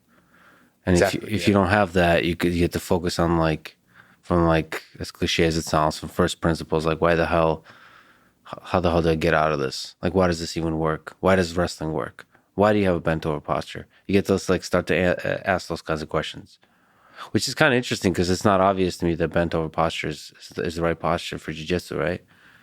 I'm confused actually about that. I don't know. About the correct posture? Yeah, for jiu-jitsu. Like, what's the right answer? I think bent over posture is still good for jiu-jitsu. Even with the judo and all that. Like, why are so many jiu-jitsu people like at a high level, the posture is higher up?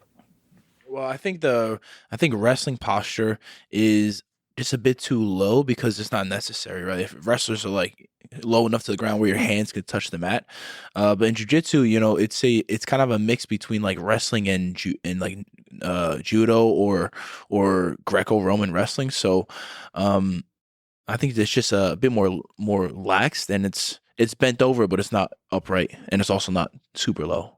A bit more room for error too, because obviously the jiu-jitsu guy's shot isn't going to be as athletic or as quick as a wrestler, especially a wrestler with shoes. So it actually comes down to the fact that jiu-jitsu people just on average, even at the top level, are not good at shooting. I think so, yeah. I think obviously, I mean, all the wrestlers in American stuff, they're starting super early, super young. You know what I mean? They've by the time they get to the same age we are really in our sport and stuff, they've spent much longer doing the actual sport than the average jiu-jitsu guy. And then there's another level of wrestling, of course, with the Soviet bloc. That's just unachievable for your kind. Who knew an Australian rugby? Yeah. A former rugby player. Rugby. Is that kind of like good American football, but much less money? Is that what that is? Much less money, much tougher, I would say. But yeah, who knew that the cure to the Dagestani wrestling were the Aussies? With the Aussies? Okay, let's go there. Your friend, your training partner, Alexander Volkanovski, you helped him prepare for the Islam Makhachev versus Volkanovski fight. Who do you think, first of all, won that fight? That's a tricky one. How is that the tricky question? I will say when I was the shit talk you've been doing, how is that the tricky question? Right. When I was in the corner going into the fifth, I personally believed live that Volkanovski probably needed a finish to take the victory. But you have to think that way, right? In general, or you like legitimately? It's a gray area because the judging, who knows? Plus, I was like, wait, we're in Australia. Where's this bias? You know, we've got some Australian judges here. Yeah. I was really hoping we get a bit of bias on that. Yeah. Unfortunately not. Hopefully they lose their jobs. But again, yeah, it was a close fight. I think sometimes you're blinded in the moment because, again, everyone counted Volkanovski out. The crowd's behind him. So everything he does is going to get a huge cheer. You bias towards the smaller guy. You bias towards the underdog. So you sort of, whatever the underdog does has a bigger impact in your mind. And sometimes that can bias as the fight goes along. But yeah, super, super close fight. I would really love them to have a rematch. But obviously that's going to hold up both divisions. So I don't know if they'll be able to do it. Do you think they'll do a rematch soon? I mean, that was an epic fight. I was listening to the Fight Companion during They all thought Volkswagen. And so they biased strongly the opinion. Round 2 was the tricky one. Yeah. Round 2 is the tricky one. Anyway, I'd love to see that run it back and do 3, actually. It was an epic fight. What was the brief conversation you had with Islam Makhachev and his team?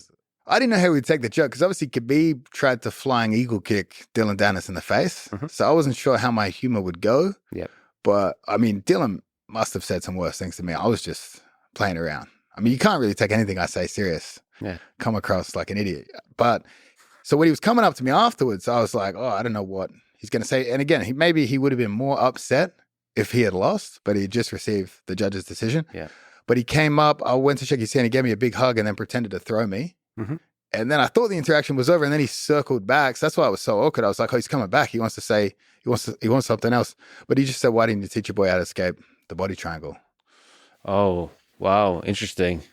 What did you say to And that? I said, well, I mean, obviously you've got to learn how to finish a rear naked choke. Is that what you said? No, I didn't say No, I was just laughing. I was laughing. But then they ushered us out. They were like, get out of here before the Aussie crowd attacks you, you know? What do you think about the body triangle position that we're in? It seemed like for the first time, it seems almost like Volk was Yeah, it did. dominant in that position, which is kind of weird. I mean, damage is meant to trump control. MMA judging. Damage is the number one factor. Do you think the judges saw that? What did they score that as? I think they all scored 4 towards Islam. Yeah, 3 and just 5. control. 2 of the judges scored towards Volks. One of the judges scored 3 for Islam. It was 49-46 for one of them, and the other ones were 48-47. I think the confusing round was round 2. I don't think anyone scored the body triangle round for Volks, which I wish they had. Volkanovski was and is still arguably pound for pound greatest fighter in the world. How long have you known him? I don't know the first one. I met him before he was in the UFC. When I used to live in Melbourne, he came down to train at Absolute. Yeah. And then we really connected on Ultimate Fighter. One of his guys he was going to bring to Ultimate Fighter, Brad Riddell, pulled out last second. So he called me when I was in Puerto Rico, and he's like, do you want to coach on Tough for 5 weeks? And like I said, Puerto Rico was apocalypse now. I was like, yeah, get me out of here. So I jumped on that opportunity, and we were in Vegas 5 weeks together.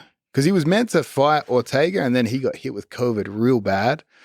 Got stuck I think he was in hospital for maybe 1 to 2 weeks. And then before he flew back to Australia, they were like, all right, maybe we just do you guys as the Ultimate Fighter coaches. So I jumped on board with that. And that's really when we've become close. Yeah. Obviously, I was useful in the Ortega fight, help him get out of submissions.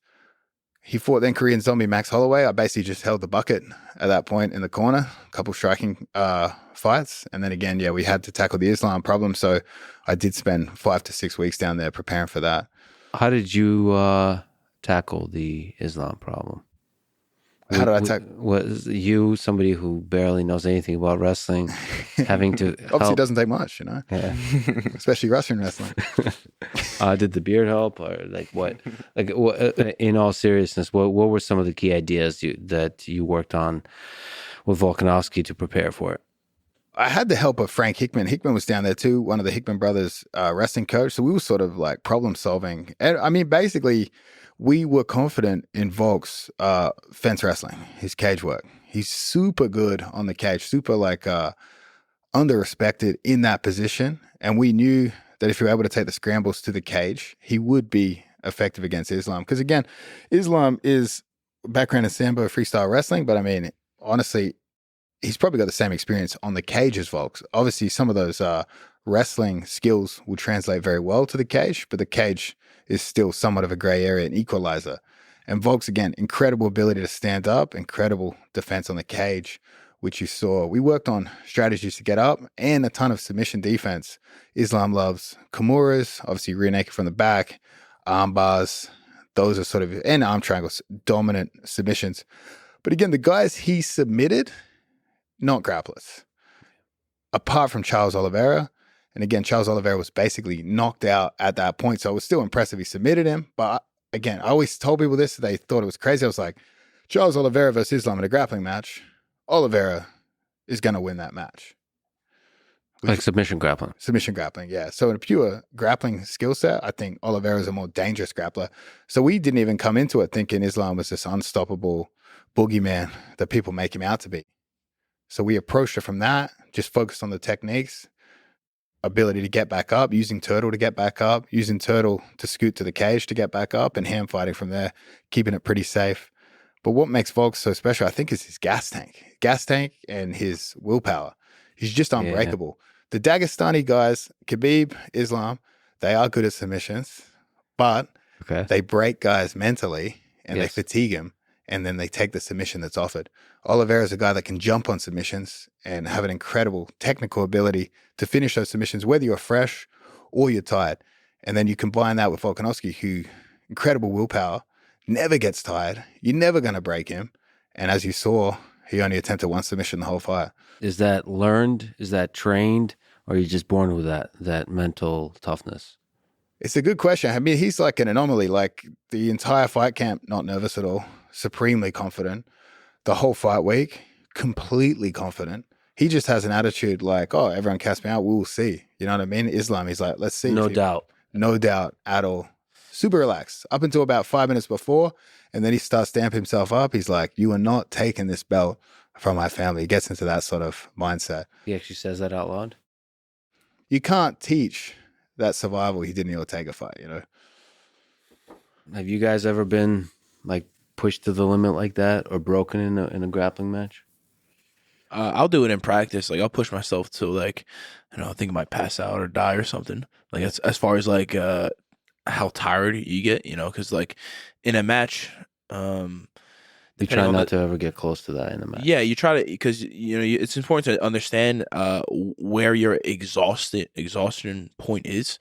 But yeah, if you have to push to that limit in a match, you're probably doing something wrong. Like if you see in matches where guys sprint the last like minute, they try to win the match in the last minute, and it's like you definitely had some mistakes leading up to that. If you have to, kind of go balls to the wall. Okay, but has there been ever times in competition, especially like early on, because you wrestled pretty hard, and wrestling is pretty exhausting. Like not wrestling, but wrestling style kind of thing, going against the best people in the world. Yeah, I mean, I definitely.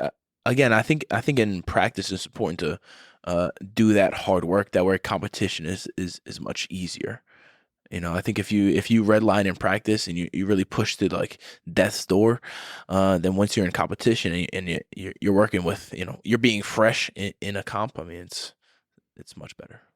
Have you ever been to that thing where Dan Gable talks about always wanting to be to a place where you can't get off the mat? Like you work so hard in the training room, you can't get off the mat. And I think he says he's failed at that in his career. He was always able to at least crawl off the mat. Yeah, I definitely never like actually died on the mat, but I felt like I was gonna die, Sure. What about you? Do you quit all the time? I get a light cramp. I'm like, you know what? You got me, man. Let's do this again tomorrow. That's it. Dude, if I'm asking Craig for a roll, he's in the bathroom somewhere. Do you see the value of pushing yourself like to that place where you're knocking on death's door? Yeah, but within safety, because obviously the most serious injuries occur when you're tired, overtraining and stuff like that. So I think like taking a page out of what those MMA fighters do, especially Volks with his training, like he's not necessarily pushing crazy in each round, but he's doing extra conditioning, assault bike stuff, crazy workouts outside.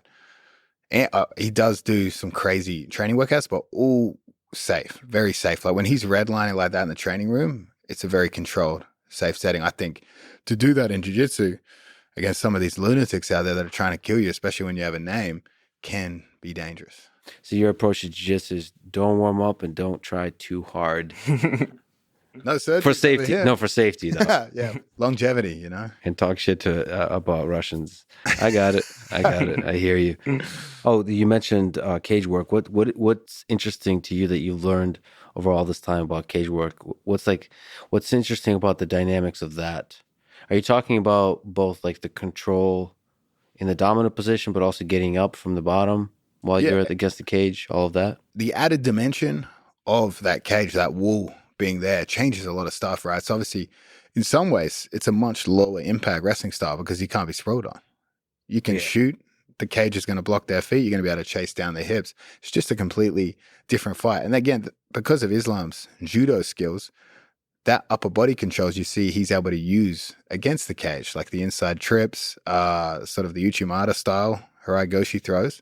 So obviously those skills do translate. But yeah, I think the cage is a great equalizer for a lot of things like athleticism and stuff. It takes away a huge speed advantage aspect of the fight. So he's really good at standing up. What is there? I assume he learned all of that from you and your instructional just stand up. I mean, we were so confident. I was like, Doesn't you know what? work. Why don't we put this thing out a month before the fight? Yeah. Maybe the illegal download hasn't made its way to Russia yet. Yeah. But it was there for him. Can you explain to me what's in the instructional just stand up? Like what are the ideas? I mean, the old school way to stand up, people talk about the technical get up, the old Gracie, put the hand, but I mean, that doesn't work. It hasn't worked for 20 years, If you look at everyone that gets up in MMA, they're using turtle to get up. They're using wrestling to get up. Mm-hmm. You know what I mean? Yeah. Right. Which is counter to what pure jiu-jitsu says. They say, don't expose the back. Don't ever expose your back. I think jiu-jitsu is a terrible way to get back to the feet because if you were to retain guard and go half guard or close guard, super hard positions to get up. You're basically putting yourself in a leg tuck for wrestling. So I think you need to borrow from wrestling to learn how to get up in an MMA fight. So basically how to safely expose your own back while not allowing them to get hooks and use that to get back up, or at least not allow them to get 2 hooks. And that applies for MMA especially. For MMA especially, because obviously striking is a factor, but if they are striking, they don't have locked hands around your body, means you are able to move. You are able to make an attempt to get back up. They have to choose between control, submission, or strikes. Post from Reddit. Why does Craig Jones push so hard for a bottom is bad jiu-jitsu? What is so bad about playing bottom guard, such as half guard or De La Riva? Those are the 2 options. No one likes the bottom. Why would I want to get up? It's the question for all of you. Is the bottom a bad place to be? I mean, the bottom's bad if you don't want that guy on top of you. That's the way I look at it, you know? Okay, that sounds like something a cowboy would say, but I don't know if that has much meaning. I think the point of jiu-jitsu is both are dangerous, being on bottom and on top. I think the longer the match is, probably favors the top guy more, just because every movement the bottom guy makes is probably carrying your weight, carrying that gravity on top of you. So I think it's a bit more efficient passing from the top as opposed to sweeping from bottom. Bottom's reactive. Top is active.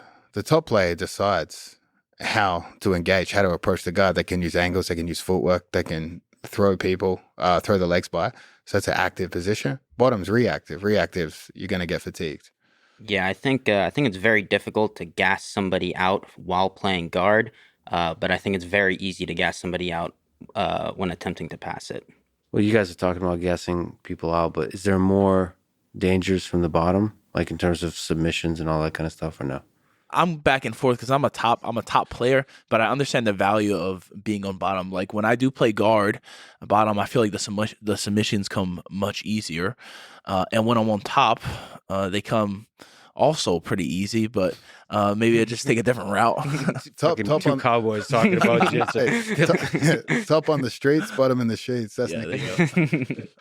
What was the hardest part of the training for the training camp for Volkanovski? Like you're just experiencing world-class MMA fighters training and giving your approach of to jiu-jitsu of not trying too hard and no matter what. Yeah. I mean, from my perspective, there's a lot of pressure for that. You know, like that's a lot of pressure for me to go in and think that I could possibly figure out a way to help this guy address this guy that's basically never been beaten. I think he got knocked out once, but basically not really even been put in bad positions. You know what I mean? So that's a lot of pressure on me, especially because Volkanovski's such a great guy.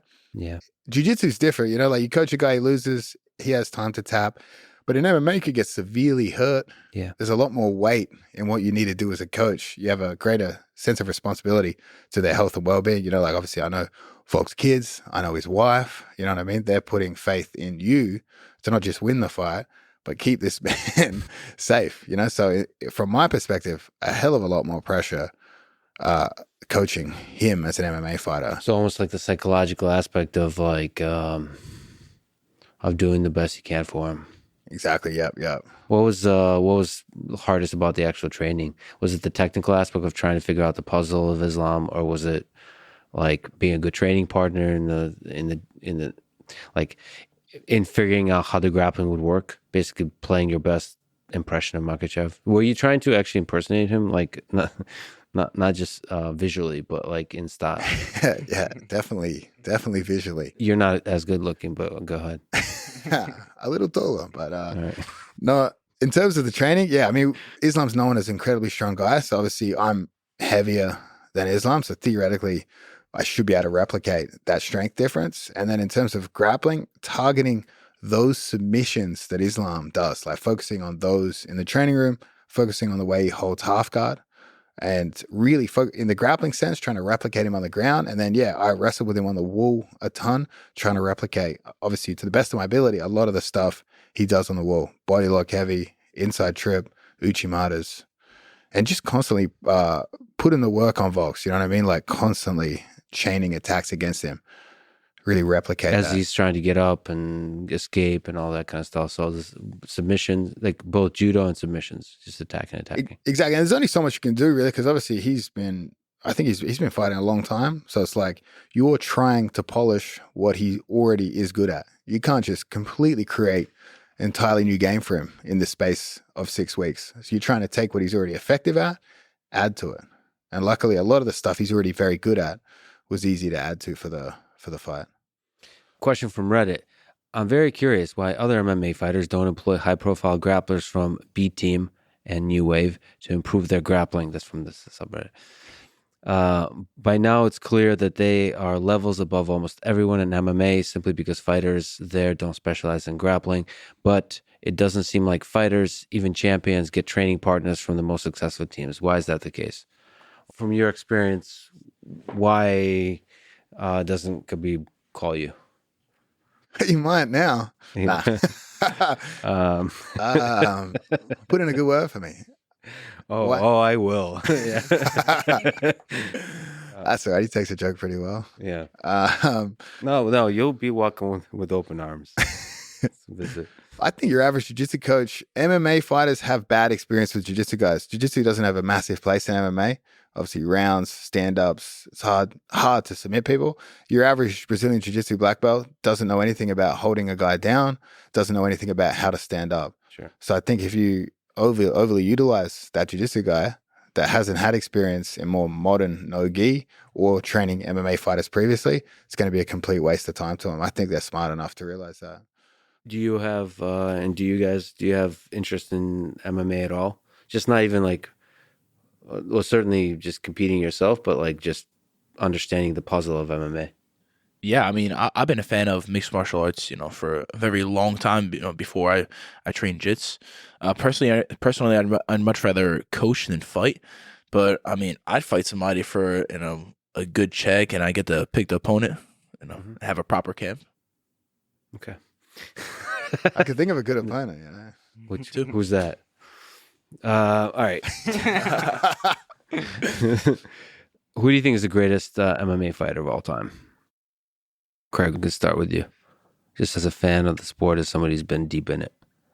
I mean, from my perspective, after that performance, I'm going to say Volkanovski because he was able to decisively outstrike Max Holloway, one of the greatest strikers in the sport, and he was able to hang with the wrestling of Islam Makhachev. And in terms of Ortega, he was able to survive Ortega, who has some of the most dangerous submissions in jiu-jitsu. So I think, in my opinion, technically, he's the best.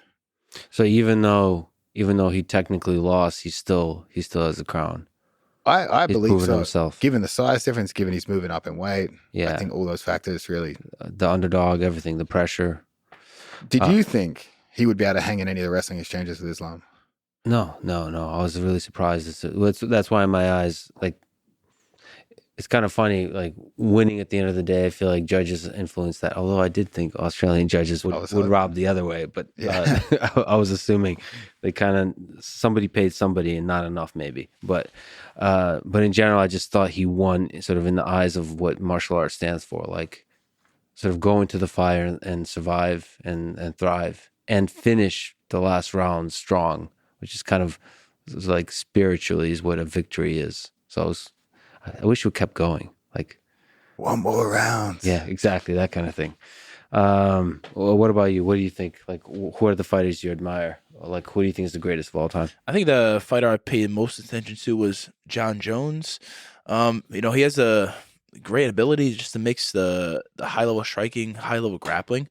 Although his, jiu-jitsu by itself probably isn't like, super high level, but his ability to mix everything together, I would say he's the best. And he's a fellow, heavier guy, heavyweight now. So it's nice to see, how those guys move at that weight. And a fellow natural athlete. See what I did there? All right. What about you, Nicky? If I had to pick a GOAT, I would probably have to say Khabib, just because he was undefeated. And he had a very, high finishing rate. Very few of his fights actually went to a decision. Yeah. So he dominated almost every single opponent he went against. The dominance. I mean, we've been joking about it, but Craig, what do you think makes the Dagestani fighter so good? Like, from this small region of the world, so much dominance has come. I mean, obviously, the amount of freestyle wrestling champions from that region probably puts their wrestling above and beyond the best in all of MMA. And obviously a lot of, even in the Olympics, a lot of champions out of there, right? So I think that skill set combines with them adding effective pin controls on the ground and jiu-jitsu submissions. But I mean, again, I think it's that hard training. Those guys like Khabib would maintain that pressure throughout the entire fight and break guys down. Their ability to fatigue guys to a breaking point, I think, is something they do best. But I wonder what that is. Is that technique? What is that? What is it about their upbringing? Because it's that just that part of the world. Or with the Satir brothers, on the freestyle wrestling side, to all the mixed martial arts people, like it must be part of the culture. Also, they must be doing something. I don't think I haven't seen a convincing explanation of why yet. Of what's specific about their training, what's specific about their culture that creates that. Okay, what do you think about like the flip side? Do you admire somebody like Conor McGregor who knows how to create a spectacle? You, Craig, who likes spectacles? Spectacles, yeah. I mean, I really admired early Conor McGregor because I found him absolutely hilarious. You know, like I felt like that was peak banter. I feel like he just took the American world by storm. Aussies, British, Irish, Kiwis. I believe we have a way better level of banter and attacking each other. Yeah. And it's almost too easy to pick on Americans that take themselves very seriously. I mean, arguably even other parts of the world too, the far east of Europe, you know? But that's the tricky thing with Conor. I think I feel like you could have gotten in the same kind of trouble because the Russians really took everything very seriously. They weren't joking around. Yeah, that's the problem. It's like it's a bit of.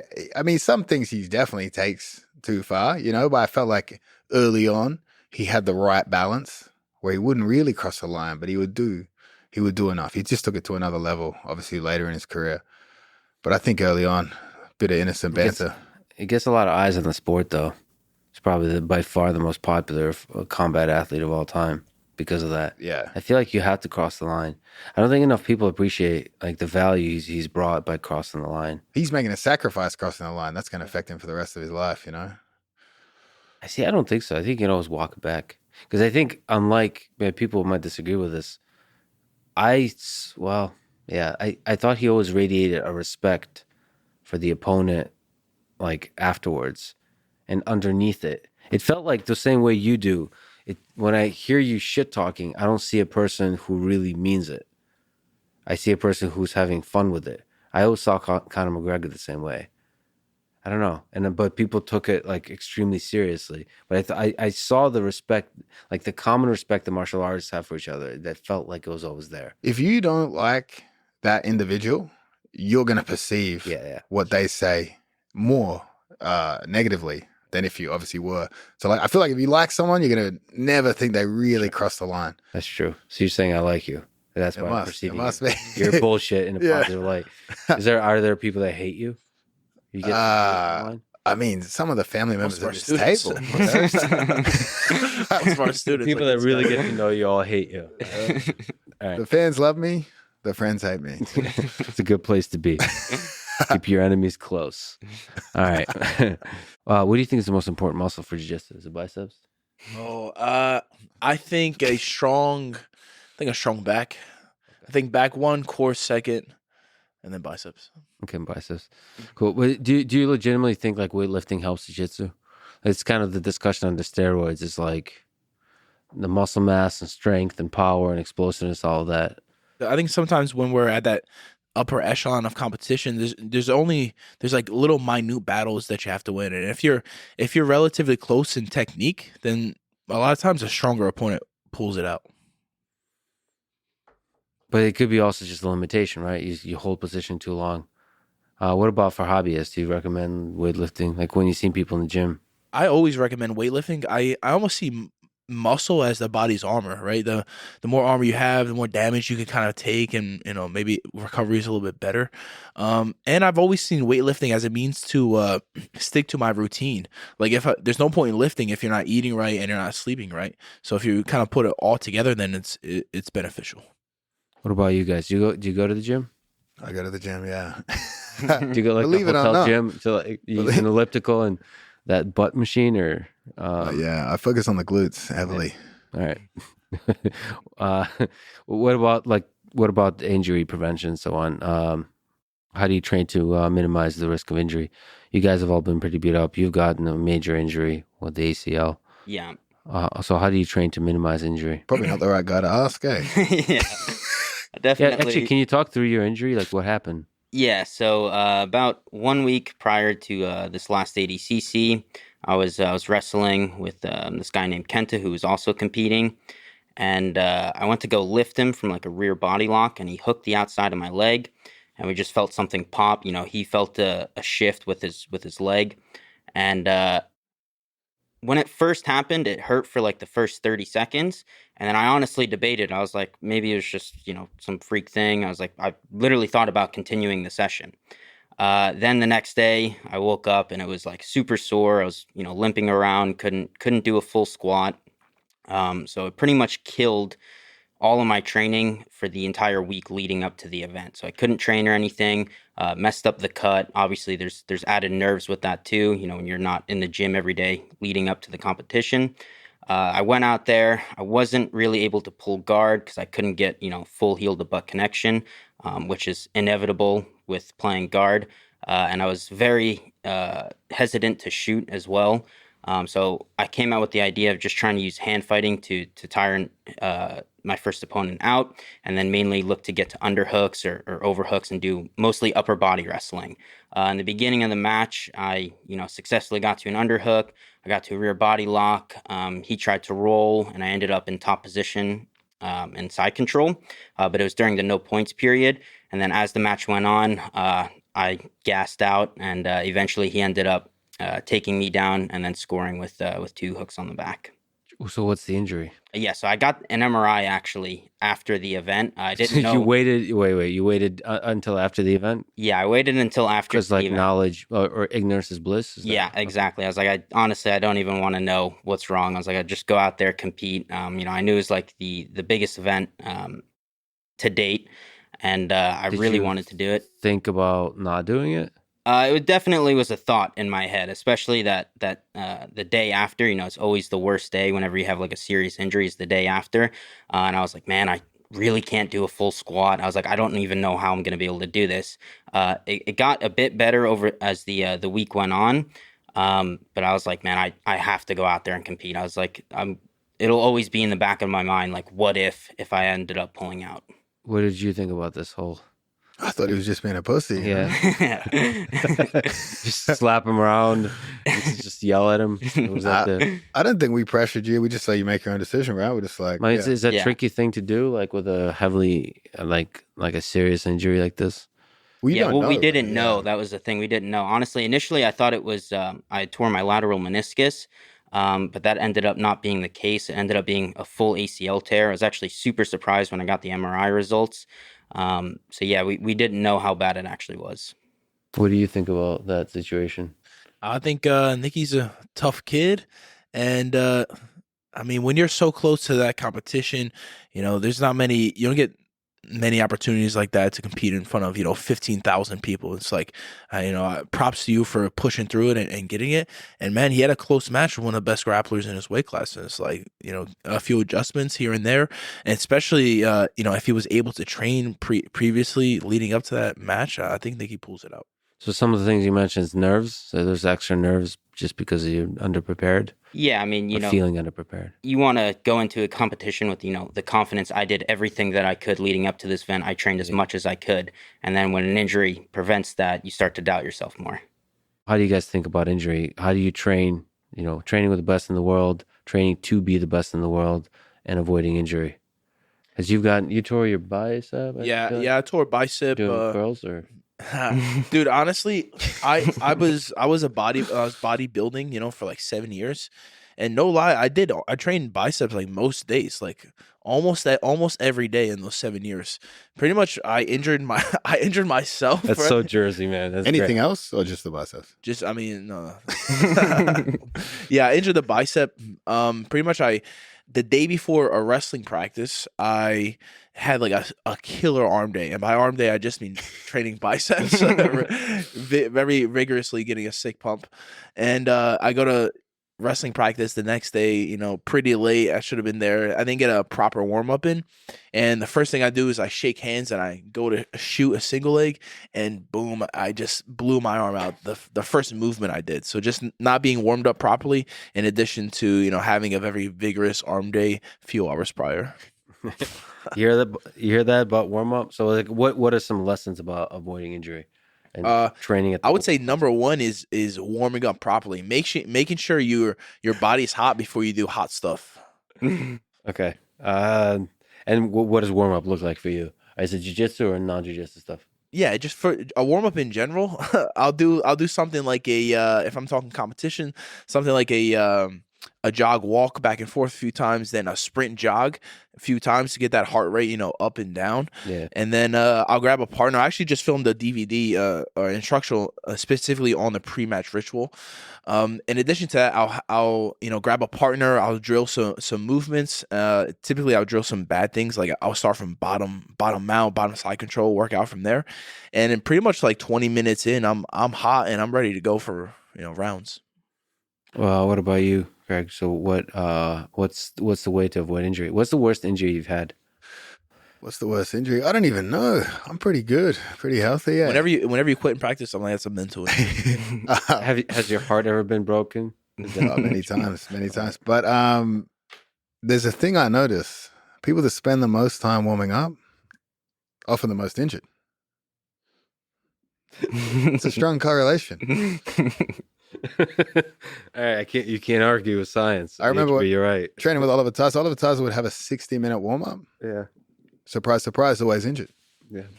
Very common. Yeah. I find that very common in the training room. No, I think it's how they train. Like if you, like me, first sign of discomfort, backpedal, push through that stuff.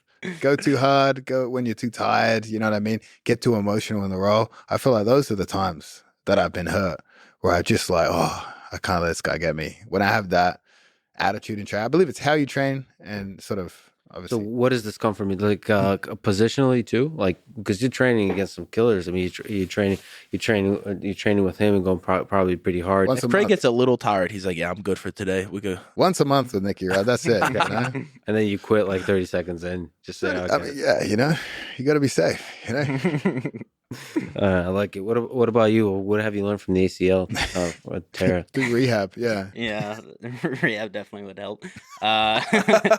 Oh, so you haven't been like... I didn't get surgery. I didn't do essentially any rehab. I just have no ACL in my left leg. So what's it like having no... The surgeon goes, you've got two options. Surgery, rehab only. Nicky goes, I'll do nothing. Yeah. Definitely should pick up on the rehab. What's rehab for that look like? Like twice a day of doing some weird... like bands or something? It's good he's learned from. He's learned some valuable lessons from about taking care of his body. Yeah. What's it like just training with no ACL? So at the beginning, it was definitely a little iffy. I would have an occasional buckle. Like I'd just be wrestling with somebody and go to step back and it'd buckle backwards a bit. But honestly, now, like I haven't had a single buckle instance in a while. It feels 100% normal when I train. It feels better than my other knee, to be honest. Like I had my meniscus taken out in my right leg, and that one gets sore more often than the no ACL leg. Okay, all right. So putting that aside, is there wisdom you've learned from that experience? Yeah, definitely should be doing rehab and prehab. I think that especially if you're a hobbyist or a professional athlete, you should be lifting. Whether you're rehabbing an injury or just for injury prevention. So I'm actually closer to Craig because I've trained my whole life, like pretty hard. Obviously, just a hobbyist, but like twice a day, did judo, wrestling, all that. Never broke anything, never injured. Kind of like similar philosophy, except like last year, I guess a year and a half ago, I got a tiny like groin pull injury, and it still hasn't healed. And I've been using your approach of not giving a shit. Yeah. And like, all right, surely this is gonna heal. It'll be fine, but it hasn't. But of course, if I was like an actual athlete, I would like probably still train through it, just fuck it, figure it out. But when you have other stuff going on, you just kind of wait it out. Yeah. But no, I think probably rehab, especially as you get older, you have to do that kind of stuff. I think it's important for people to, determine whether what they're going through is an injury or they're just hurt a little bit. Because injury, for sure, take time, rehab it, and get better. But a lot of people, like, they'll stub a toe or something, like, oh, you're out for a few weeks, so. Well, that's the problem with the injury I have. It feels like a stubbed toe. So I was like, I'll just wait a couple days. It'll be fine. And then like a couple days later, it's not fine. And you wait. And then I never got an MRI, never got any of that. It's like, I'm sure I'll be fine. Yeah. So it's hard to know sometimes, like, it's hard to know. I feel like a lot of people will just not check it out. It'll be fine. Well, because there's several failure cases. There is a failure case of where everything is a stub toe. You're like, fuck it. like you're bleeding everywhere. Yeah, it's fine. Whatever. So you have to be careful. A lot of people can fall into that too. I think I'm in that category. Go to the doctor. Why do you go to the doctor? Yeah. Your best approach is typically wait until something else gets hurt so that you'll forget about the groin. Exactly. That's what I was hoping. I was hoping to get hurt. I was waiting for the broken heart, maybe. Okay. That was very helpful.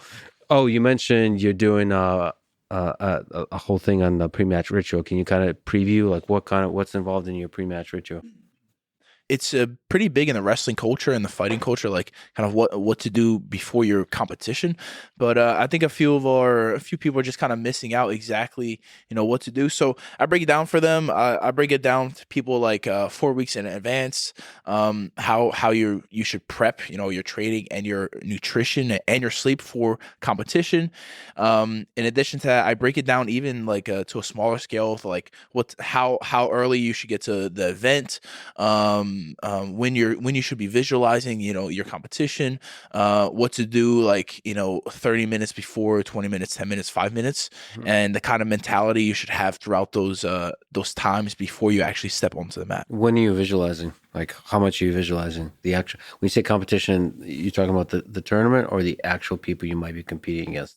A little bit of both. I'll spend time just visualizing the crowd. Like if it's going to be, an arena with 15,000 people, I'll spend time in practice and whatnot, like putting myself inside that arena and visualizing, stepping on the mat and hearing the crowd scream and whatnot. That way, when competition time comes, it's kind of the same deal. I'm accustomed to it. In addition, when I get to the arena, I'll step on the mat. I'll kind of look at everything. I'll expose my senses to what it's going to be, and then I'll kind of shut everything off. Like some people, scroll through their phone and can treat it like normal, have this normal conversations. For me, I like to limit my sensory intake before I go out and compete. I just feel like sometimes we only have so many decisions you can make in a day, and I want all of my best decisions to be made when it matters, when it counts. What about you? Do you limit your sensory input? On game day, honestly, no routine, nothing, Mm-hmm. I don't do anything. I'm just this like, guy's a double silver. we're both double silver. You should get it. You should buy his instructional. It might help you. I'll get another silver. No, honestly, nothing. Hey, I just try to relax, treat it like it's before training. Visualizations or no? No visualization. So the opposite of visualization. You just avoid it. Yeah. Avoid thinking about it. Yeah, I don't even think about it. I'm just like, we'll have a good time. Try to appreciate it that I can do it. By the way, when you visualize, are you visualizing tough positions or you visualize winning mostly? Definitely visualize winning. I'll visualize how I'm going to get to my most dominant positions, because in comp I want to do what I'm best at, and I'm also I see my opponent in his best positions and how I'm going to escape those if necessary. But most of the time I'm just visualizing exactly what I'm going to do in that match, and I go out there and do it. Okay, so when your teammate Craig is another like world-class athlete, has a fundamentally different philosophy than you, do you visualize being frustrated at him? Not frustrated, but I'll definitely come into practice with like solutions to problems that Craig gives me. Like if Craig's catching me something or giving me issues, like I'll go home, I'll watch a match that he lost for some motivation, and I'll come back and I'll put it on. just DM him like a highlight reel of him losing. Yep. What about you? Like, does it affect you that you're a bit of an outlier? Usually before I compete, right before I go out there, I go, why am I doing this? Yeah. Do I still need to do this? Yeah. And I think, like, hopefully don't embarrass myself, affect my instructional sales. That's the last thought. But I don't even put too much thought into the whole competing thing. I'm just like, you know what? Train hard. Hopefully have a good time out there. What about the motivation aspect? Like that voice that says like, why am I doing this? That voice can break a lot of people. Like in the weight cut, it can break a lot of people. Like, why am I doing this stupid, silly sport? Like you said, a bunch of dudes just rolling around. Like, what's the point? I'll call someone with a 9-to-5 job and I'll be like, yeah, that's why I'm doing this. Okay. You know, avoid that. Sure. Sell those DVDs, man. Yeah, I don't get too deep on competing. Yeah. We're so polar opposite. It's like almost uncomfortable to be around you. Obviously, one of us is a clean athlete. You should do a DVD on that. What about you in terms of preparing for competition, Nicky? The day before, the day of, are there rituals that you follow? Honestly, like the few days leading up to it, it's different for me every time. Like sometimes I'll warm up before I compete. Sometimes I won't. Sometimes I'll fast. Sometimes I'll eat. So it's just completely random. I don't follow any specific thing. But in the training room leading up to the competition, I'll definitely, like Nicky Rod, visualize that I'm walking out onto the competition mats. I'll pick somebody that's, a similar body type to the person that I'm competing against. And then, we'll start out with some distance between us. We'll come out, smack hands, and, act like everything's a real competition. I'll even sometimes have, corners that will yell out times and things like that just to replicate it as much as possible. It's funny because I've talked to a lot of Olympic gold medalists. I used to do a podcast with like athletes, and they all sound like Nicky Rod. The two of you are outliers. I don't know. Sometimes I'll do this. Sometimes. So anyway, but that's also jiu-jitsu culture, I think. Maybe the chaos of not taking things too serious is actually really, really helpful. Sometimes the pressure of taking everything way too seriously can break you. I mean, I just don't think it's that big a sport, really. I think if I compete every day in practice, it just makes competition much easier. So I just put the pressure on there. On the competition, yeah. On the training, on the competing in the training. I don't know. Olympic sports aren't that big either financially, and people take it extremely, extremely seriously. Like you don't really get that much money from judo. I mean, I just don't take jiu-jitsu that seriously because, like, I was just partying, having a good time until 21, and then I was like, oh, fuck, do I get a job or do I pursue professional sports? And I feel like if I can made a career in jiu-jitsu with a decision at that point. And now you just stumbled your way somehow into, like, being at the top of the world. Yeah, that's what I feel like. I just walked into it. I feel like I couldn't just do that in wrestling, boxing. I couldn't do that in other sports. What was the toughest match you ever had that pushed you mentally, physically, technically? This doesn't have to be the best person you faced, but was there like a moment in your career that was like really defining for you? I mean, I would say like the toughest mentally was just this last ADCC. I just had a big injury leading into it that kind of screwed the whole camp and weight cut and everything up. I would say the last ADCC. Are you proud of your performance there? Like you stepped on the mat, that you pushed through all of it? Like I said, I'm a very competitive person and I hate losing, so definitely not, yeah. You had a collapsed lung. Can we actually elaborate on this? Dude, he was so physically exhausted afterwards, couldn't breathe. We had to get medical intervention. He thought he had a collapsed lung. No. So I he goes. was the most tired that I've ever been in my life in that match. I actually popped a blood vessel in my eye. I was trying so hard. He comes out, he walks off the ADCC mat backstage, and I'm kind of getting warmed up for my match, and Nicky Rod comes. He walks over, huffing and puffing. His mom's right next to me. He looks at her. He's like, "I think I need help. I think I a lung collapse." That's not true, dude. No, not true. My mom's the one that called for medical help. Okay. I was just laying on the warm up mat, fucking dying. Well, we're happy you're fine. Yeah. 2 working lungs. Laid it all on the line. What about you, Craig? Defining or toughest matches? Mm-hmm. I mean, they're all pretty tough, I don't know. I can't really pinpoint one. I mean, probably the most annoying one was obviously the one where I had Gordon armbar. I was like, tap, bro. And he wouldn't tap. Yeah. So I let him out. Mentally, I was like, I shouldn't have done that. Do you ever have a thing in your brain where it says, should I shit talk now or not? And you say, no, I'm going to be respectful. I just can't be serious. Yeah. about some of these. You know, I don't know. It's just silly. It's just Yeah. it seems silly. All of it, the whole thing. What about you, Nicky Rod? Dude, honestly, most of my toughest matches are in the training room, right? Because I started with these guys. I started training under them, like, started training at DDS when I didn't have any knowledge, I knew wrestling, I knew like a knee cut in jiu-jitsu, but like I started training with them when I knew almost no jiu-jitsu, and then I had to like really work my way up. So definitely in the training room, like being like having one of these guys on my back, or like there's a stretch of like a few weeks or months when COVID first hit, and there was just like 4 of the best grapplers in the world, and we just did drilling and live rounds with these 4 guys, and it was hard. It was very hard.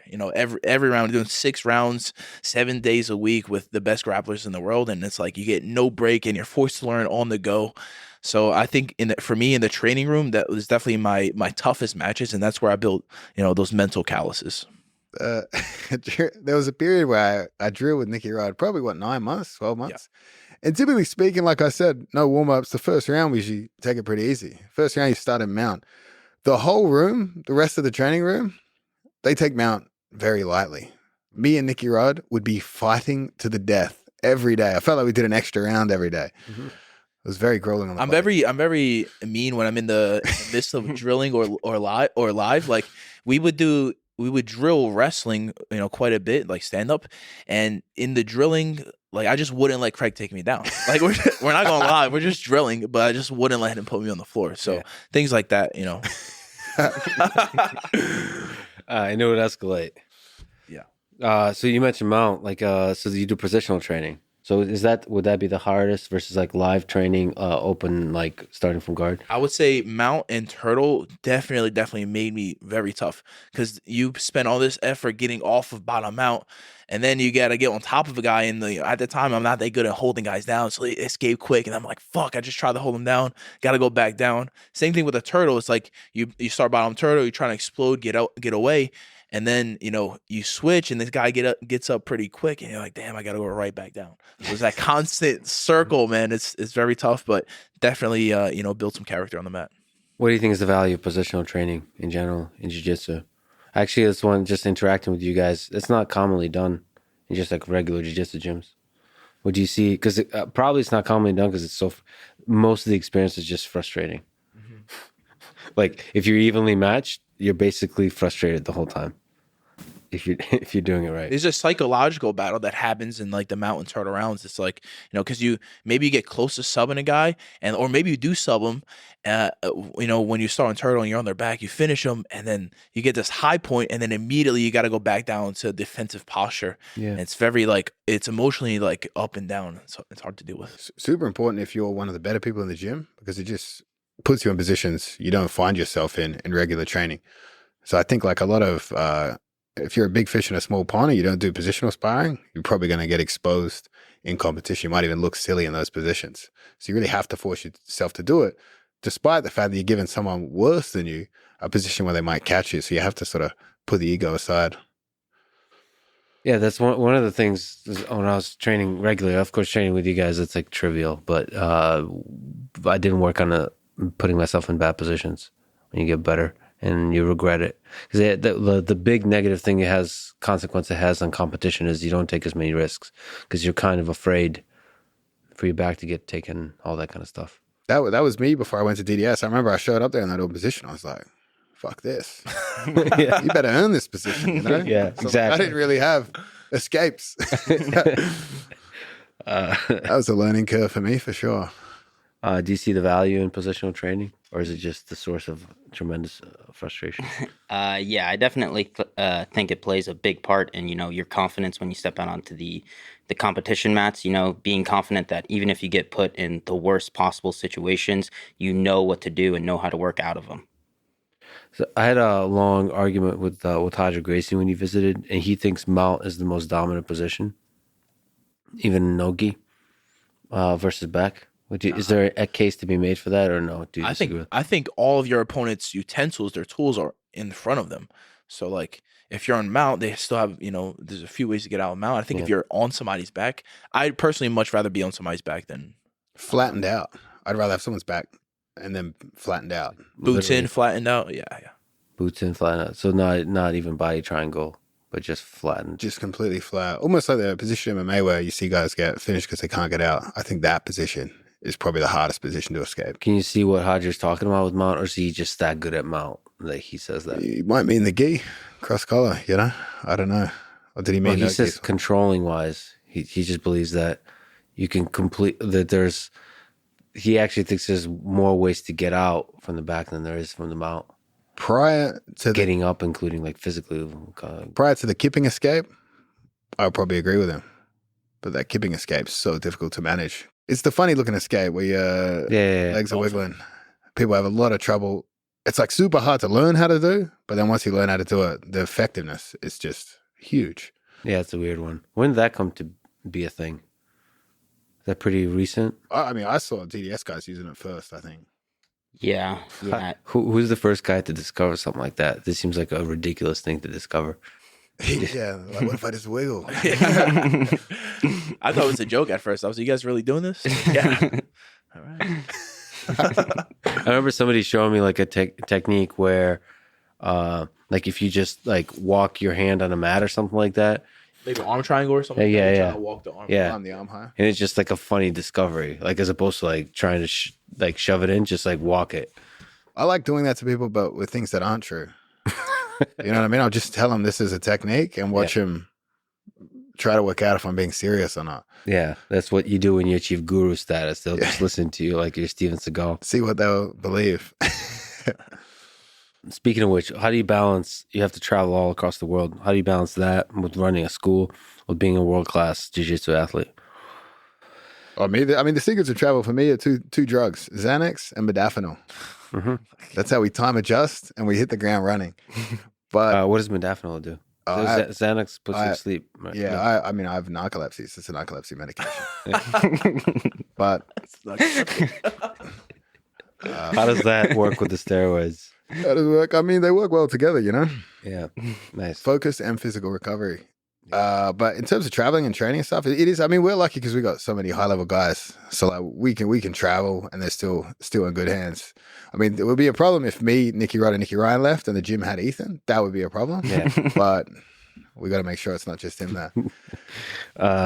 Although everyone says they're happy when you're gone, so that's the rumor I heard. Happy when I'm gone, but they do miss me. Yeah, for sure. Until I get back. All right. What about you? Just like balancing it. Do you try to stay completely focused on competing, like for some of the big matches you have coming up, or are you able to kind of diversify? Well, I like to, diversify my training to where, if don't have a competition scheduled, I'm more focused on skill development and getting better and broadening my tool shed. But if I'm like 6 weeks before comp, I really start amping up the intensity that I bring into the mats, against bringing some of that visualization towards practice, and maybe I train less volume pre-competition, but higher output per session. Yeah, what's a perfect week of training look like? If I'm not in competition mode, I would say Monday, Wednesday, Friday twice, every other day just once. If I'm pre-comp, just Monday to Sunday, once a day. So that's on the mat. You're doing the full like positional training, lat training, bicep curls. Oh yeah, I do a lot of bicep curls. Yeah, I lift a few times a week now. Yeah. Cardio or no? Cardio is all mat stuff. Cardio's all mat stuff. I do some CrossFit workouts, like CrossFit's. I'll do like some EMOMs or some AMRAPs or CrossFit, terms. That's for Instagram. Yeah.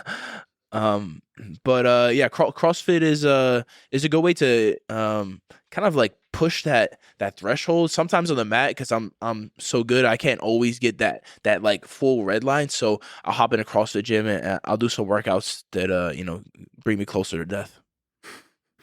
What about you, Craig? What does a perfect week in training look like? Like when you're back home training? I try to be at the gym twice a day, every day when I'm back, just because I travel a bit more than these guys. So I try to be there 8 and 12 every day, hang out in between. Usually train both of those sessions, depending on how my body feels. So doing positional, doing everything, like technique, positional, live. I should probably do more positional, but because I'm just trying to work on wrestling and stuff, and especially leading up to the Volkanovski's last fight, I was trying to wrestle more and focus on those areas even before I traveled over there, just some experimentation with some stuff. But yeah, Yeah, heavy. how do you experiment with stuff? Like how do you so there's like regular positional stuff, but when you have ideas, like what like where do you do it in during the training sessions? Do you do it outside of that? Do you get together with somebody? Usually every session I show up with something I'm thinking of. Usually something from top, maybe something from bottom, and then I just try to maybe pick the right people. Some people, obviously, I'm just fighting to the death with. It's not a good time to experiment. And then others, obviously, you can play around with ideas on. Okay. What about you? What's a perfect week look like? Maybe. Well, you said you're 100% now. Yeah. So yeah, honestly, I have pretty much the same schedule as Nicky Rod. So Monday, Wednesday, Friday, I do twice a day, every other day, once a day. And then normally noon practice is like our biggest class. That's where, all the pros go in. So I tend to do more open rounds there. And then we have a 7 p.m. class as well, which is more hobbyist. And that's where I'll do my positional rounds and, force myself to be put in bad positions. So you have what you do 8 a.m., 12, like in terms of what B team has 8 a.m., 12, and 7 p.m. And the hobbyists are more 7 p.m. Yes. Okay. Do you believe in overtraining? Do you think you can overtrain? I used to not believe in it, but then I got hurt. I was like, all right. Oh, you attribute that to overtraining? The bicep? I think, dude, I'm telling you, I lifted like a bodybuilder for like 7 years. And by lifting, I mean, I was lifting 7 days a week. And I trained arms most days. Like almost every day I would do like, 4 or 5 sets and get a pretty good bicep pump, in addition to my lift. I think that had to contribute somewhat towards my what about my training. yeah, fair enough. Well, what about on the actual mat overtraining, like spending too much time on the mat? Well, like psychological, physical overtraining. I think you can definitely overtrain, but it's more of a like as your body's healthy, you have to make sure your mind is sharp. Like sometimes, maybe taking a day away or even diverting your attention in a different aspect of training can help you be a little bit sharper overall. Sometimes it can be like it can get a little like stagnant because you're doing the same stuff over and over. But I think if you just keep like overtraining, then your overall baseline just gets higher, and you become accustomed to that. What about you? You don't seem like a guy that I've heard of it. Never been close to it. No, I think controlling how hard you train is definitely protects you from injury. You know what I mean? Like if you're redlining yourself and then you're fighting to the death in the gym, that's 100% when you're going to get injured, going to get sick. So I try to make sure I've had enough sleep. I've had obviously enough food post training, and that sort of helps me to train a bit harder, but still try to avoid redlining myself too much. I think establish also like what days are going to be your peak days, because you throughout the week, if you're training 7 days a week, you're going to have ups and downs. Like for me personally, Wednesday, Thursday, Friday, usually my best days. And besides that, I also have other great days. All my days are great. But Monday, Wednesday, Friday are also great. You're like unable to admit that some days are rougher than others. I love it. I'm always on, bro. Okay. What advice would you give to people who are not always on, hobbyists? How to get better? Like people that are already there. I don't know, purple belts, brown belts, black belts. They're just like doing like a couple times a week or something like that. Like how to get better. I think being consistent, like find a schedule that you can consistently train. Maybe it's like 3-4 times a week, or even a little bit less. Just be consistent over the years. I think too often people are like, oh, I want to get really good really fast, and it's like definitely takes a long time to get to where you want to be. What about what you're doing during like while being consistent? What kind of stuff you're working on? So honestly, I think one big thing for me, something I actually started doing once B Team was formed, was filming all of your rounds and then watching it every day. Because then you can see what specific problems you're having, and then you can base your positional rounds around those problems. That's really interesting. It's kind of depressing though. Yeah. Like sometimes I have to, I edited this podcast for a long time. I still do in part. And I hate the sound of my voice and like what I look like. It's tough, but it does make you better. Yeah. And I also hate the sound of Craig's voice and what he looks like. So editing this podcast will be especially difficult. This will be doubly difficult. But I'm glad the rest of you are here. I don't know. That's a do you watch competition footage of yourself or no? Like to analyze, like to see It's my confidence. That's fucking good. while you're doing curls. Yeah. I try not to watch it to boost my confidence. Is there advice you, Craig, would give for hobbyists to get better?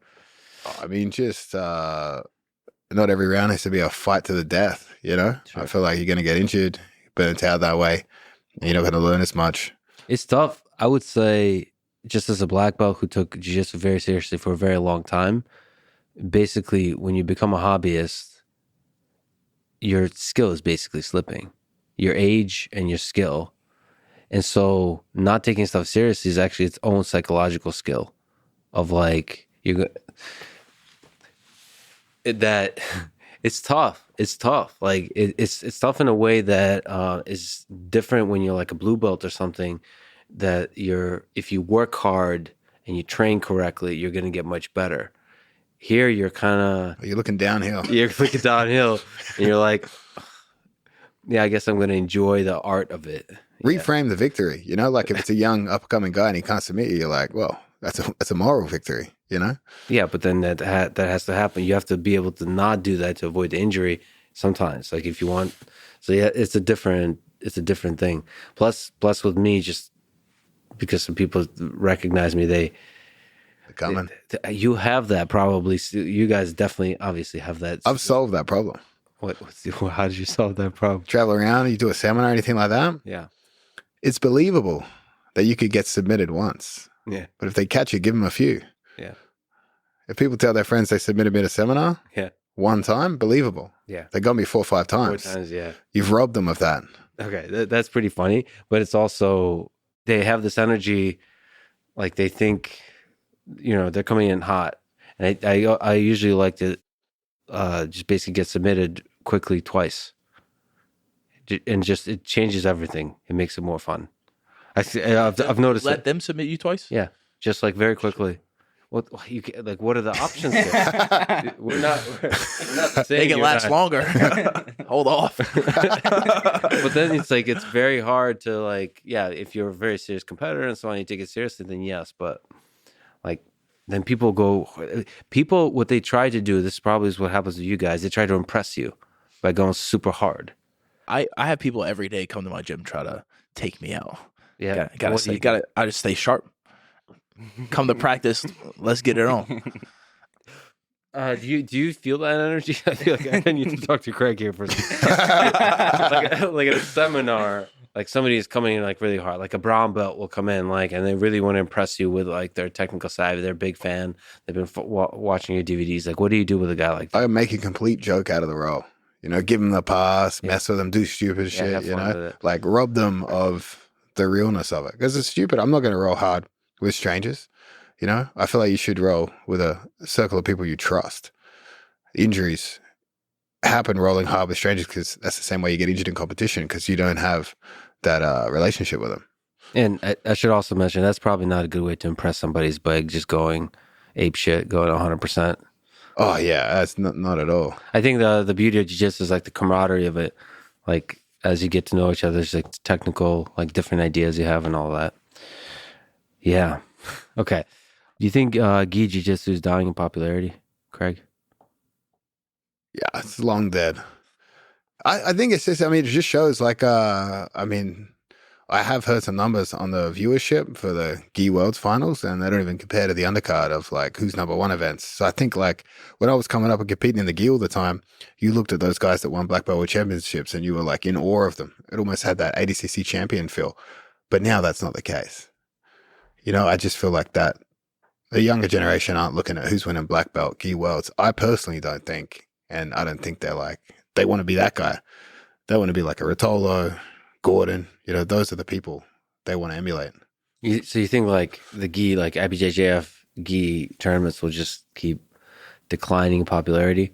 Oh, I think people will still do it. It's easier, I think, as you're over 30 because the gi is a bit of a slower thing, and the masters participation is bigger in the gi because obviously no gi is now heading in a wrestling direction. wrestling and heel hooks, you're over 30, that's a terrifying prospect, you know?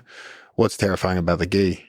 Less. So I think in a participation rate, the IBJJF will still be good, but I just don't think people are as interested as they used to be. Well, why is wrestling and heel hooks terrifying? Like heel hooks, I can vaguely understand if you don't understand heel hooks. If you work a desk job and you've never wrestled and a guy double legs you, that's going to probably break your back. You know, I think the older guys are scared of wrestling. Huh. It's hard to wrestle at 40. To learn wrestling at 40. Is it? Yeah, I mean, I think it's even just hard in general to do wrestling at 40, but it's easy to pull half guard in the gi at 40. I think it's harder to do judo at 40, and people still do it at 40. Judo hurts more. Judo is scarier than all of them. Yeah. I think, does wrestling really hurt at 40? I don't know. I don't know why I'm looking at you. Yeah. It does. Interesting. I mean, I agree with you saying that judo looks like the most dangerous. Like even their practice partners, they're just getting slammed flat. Bueno. Yeah, I did judo for a really long time. There's a lot of people that are 40, 50, 60 do judo. And They're the ones that are still alive, though. It's true. Survivor bias. You do a little bit of judo, right? Me, I'm a yellow belt. You're a yellow belt in judo? I should be an instructor. Promote you to orange. I got a yellow belt in the 6th grade. I believe it was the 6th grade. I did it for about, 6 months. But you're also using judo in competition, basically. Aren't you doing like harai type throw, like you're doing? Yeah, I don't know where I Uchimata? learned that. I just started doing it. You just started lifting your leg in various ways until it worked. Just figuring it out. Yeah. Okay, doing different kinds of trips. I looked at the Sambo guys doing it. I was like, it can't be that hard. Yeah. Gave it a crack. Well, they looked at your footlocks and they said that can't be that hard.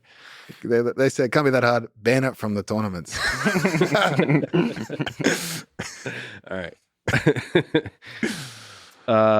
What do you think is the best takedown in no-gi jiu-jitsu? Like what? Like if people were trying to train for competition and so on, like where you see the trends heading? I think the foot sweep is like catching fire nowadays. See a lot of foot sweeps and arm drags. I would say pretty popular in our sport. Arm drag. Just go arm drag to Arm drag either to get them get to behind them or even just to cause reactions, make them pull away, and we can start reattacking. Are you talking about it in a context of what's the best takedown to score? What's the safest takedown to mitigate the risk of guillotine submission? Or most effective in general? Yeah, most effective combined. Yeah. I mean, ultimately it's about scoring. I think any sort of body lock. You know what I mean? Locking your hands around the body, being able to put them to the floor that way. I feel like that's most effective, safest. Might even have arisen out of a leg attack, a leg entry, upgrade to the body. What about like foot sweeps, like outside foot sweeps? What do we? I would say, yeah, foot sweeps from outside foot sweeps, or even like something like you're tossing an opponent by and you're sweeping the foot. Yeah, those are all pretty safe. See, why is that scary? I don't understand. It's not scary at all. I think it's the lifts that are scary. The lifts, yeah. Who's lifting people? I like a good lift. Return? No, not you. I mean, in master, like we're talking about older guys doing no-gi. Some of those old bastards take it very serious, you They know? just start lifting. TRT Worlds. TRT World. They're coming. They're coming to impress. Grab and lift. All right. Just for the gram. Okay. What about submission? What's your favorite submission? And what do you think is the most effective submission? Except the buggy choke. I would have to say the rear naked. It's definitely the one that's hit the most in the highest level of competition. Was that was pretty interesting to see you escape all of that and to put it on. That's the cool thing about EBI, to see like the world class athletes. I was surprised that it's possible to escape with you on his back. Gotta try some B cream. Oh yeah, B cream that helps. What's in the B? What's the formula, or is that a secret? That is a proprietary blend for sure. Okay, but that's what you use for greasing. That's what you greased before. Allegedly. Does it other application outside of grappling? Or I mean, I'm sure you can get creative. All right. Thanks. Asking for a friend. Is that RNC for you as well? Rear naked? Rear naked choke. I mean, overall favorite for like solidifying a finish, because like you can put somebody to sleep, right? Even if they don't want to attack, put them to sleep. But as far as like something I've been working on now that I'm now starting to implement in competition, Yoko Senkaku side triangle is like, it's a beautiful thing. You have multiple options. You have the triangle to finish. If that fails, you have the Komori. You could break the arm. You could also just transfer and take the back. So Yoko Senkaku, I'm a big fan of, and I continue to progress and get better at it. Have you ever broken anyone's arm? Oh yeah, I mean the first few competitions, because I was like, pretty athletic grappler or athletic wrestler going against like local black belts and brown belts. Like one of my first matches, I broke somebody a Kimura. Pretty much every time I've got a heel hook, which is only twice I've broken an opponent. If I have a joint lock, it's probably gonna break. Like a lot of times it breaks before they tap. Yeah. You seem like a really friendly fella. How hard is it to break an arm or break a joint? Well, I don't think it's that hard. I think like if you're talking like about an arm bar, we have this position to where like people are kind of holding on, and then it slips and their arm starts going, Sure. and then it just breaks before they even get a chance to tap. I love this sport. I knee barred a guy and he didn't tap one time, and it was actually was surprising. I had to put a lot of force into that, as opposed to arms, shoulders, and the ligaments in the knees and ankles. But to fully, this kid, Sambo kid, Mm-hmm. fully let it go, and he tapped, and I think the angle is like up here. They're built different. Hopefully, he can be reconstructed. He's rebuilt different. Yeah. All right. What about a straight foot lock? Do you guys do straight foot locks at all or no? Yeah, I mean, I'm learning them now. We had some kid come into practice one day and like fucking full out all of us, dude. With a straight foot lock. Straight full out, just this little like Polish kid. Not only did he footlock everyone, but he told the entire world. He sent out fucking emails, called his friends and family. Dude, we practically put a hit out on him in practice, and he just subbed everybody. Yeah, it's always interesting when you get people that specialize can surprise you that this could be effective stuff. Do you think there's other stuff that could be still discovered in jiu-jitsu? Like what areas do you think are ripe with techniques to discover? Like wrestling is really interesting now. There's a lot of innovation happening in wrestling.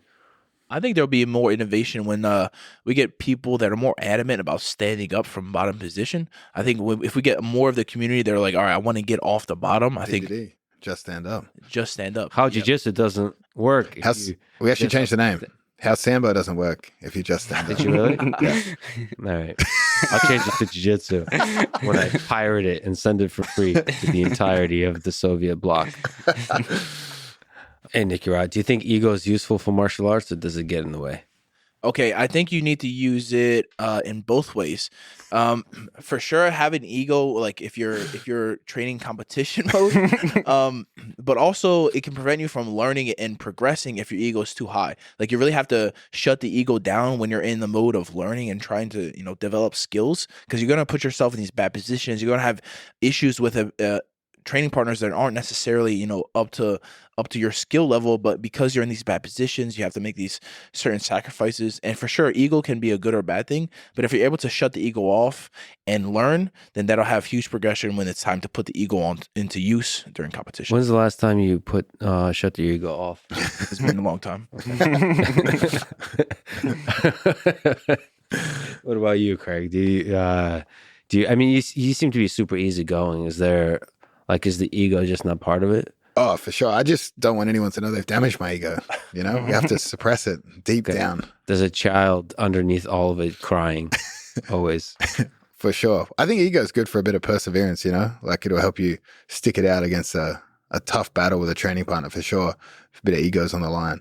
Plus, the banter back and forth, we're trying to stir each other up a bit. Talking shit, yeah. I think that helps sharpen the ego a bit.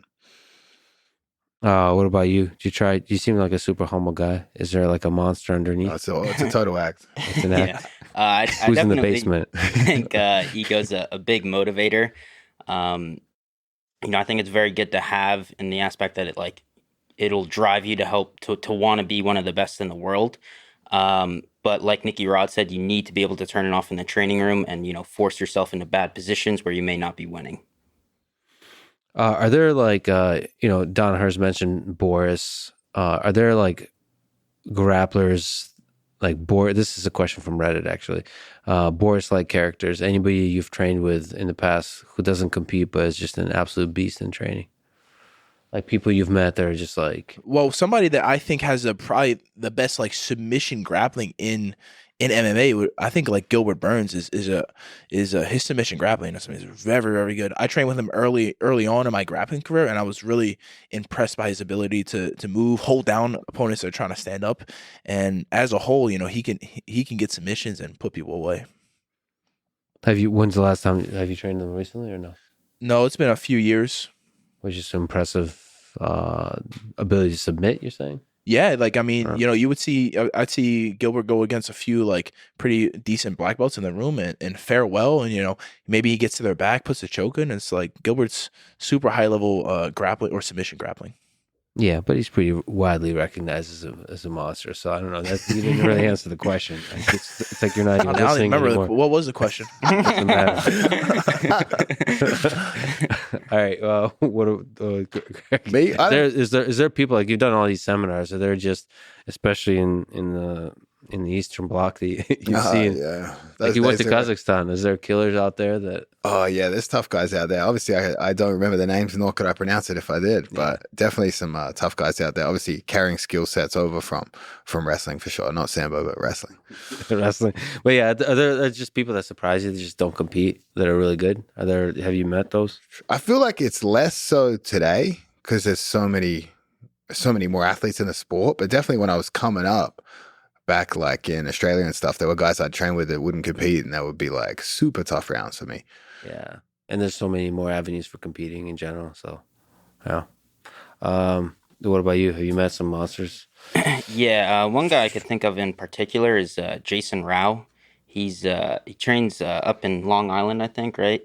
Opened up his own gym out there. Vanguard. Yeah, Vanguard. He used to compete, but he would never be able to compete at the same level he would train at. So now he's just focused on mainly, opening up a gym and teaching his students. But he was a guy that was, extremely good in the training room, world class. I still think to this day he's legitimately one of the best in the world, but just doesn't compete anymore. Who wins in a fight, a lion or a bear? Polar bear? This is for you, Reddit. No, not a polar. Well, yes, it's a good question. See, the polar bear is pretty impressive. No, grizzly bear. Grizzly bear. I think a grizzly bear wins. Well, what's the most threatening predator in Australia? Well, Kangaroo? I mean, it's a tricky question here because everyone's scared of the animals in Australia, but I mean, you get bitten by a snake, bitten by a spider. Sure. That's not that bad. Bear will just hold you down and eat you. That's a much more terrifying prospect for me. Even sharks. Shark's going to be quick. No one sees the shark coming. The shark's just going to bite you in half. Bear will take a bite and chew. A bear just holds you down and eats you. So that's frightening for me. Australia is a bunch of just weird shit that can kill you. Did you see Cocaine Bear, the movie that's coming out? I saw the trailer. It looks good. Yeah. So there's not every bear. There's like black belts and there's black belts. There's bears and there's bears. So I think that's what they often don't talk about. Everybody puts lions and bears in the same category. I think there's just some weak bears. A lion would kill a black bear, I think. Not every black. Again, I'm trying to tell you, there's difference. But grizzly and polar bear, I'm betting on those. Yeah. No, I think grizzlies have the size, but actually every video I've seen of grizzlies, they tire out within like 20 seconds. They get bored. That's the gas tank? Yeah, there's gas. That's a Nicky Ryan gas tank right there. Yeah. That's all they got. Tree mold. And they try to just take a breather. Like there's these crazy fights between bears and they last like 20 seconds.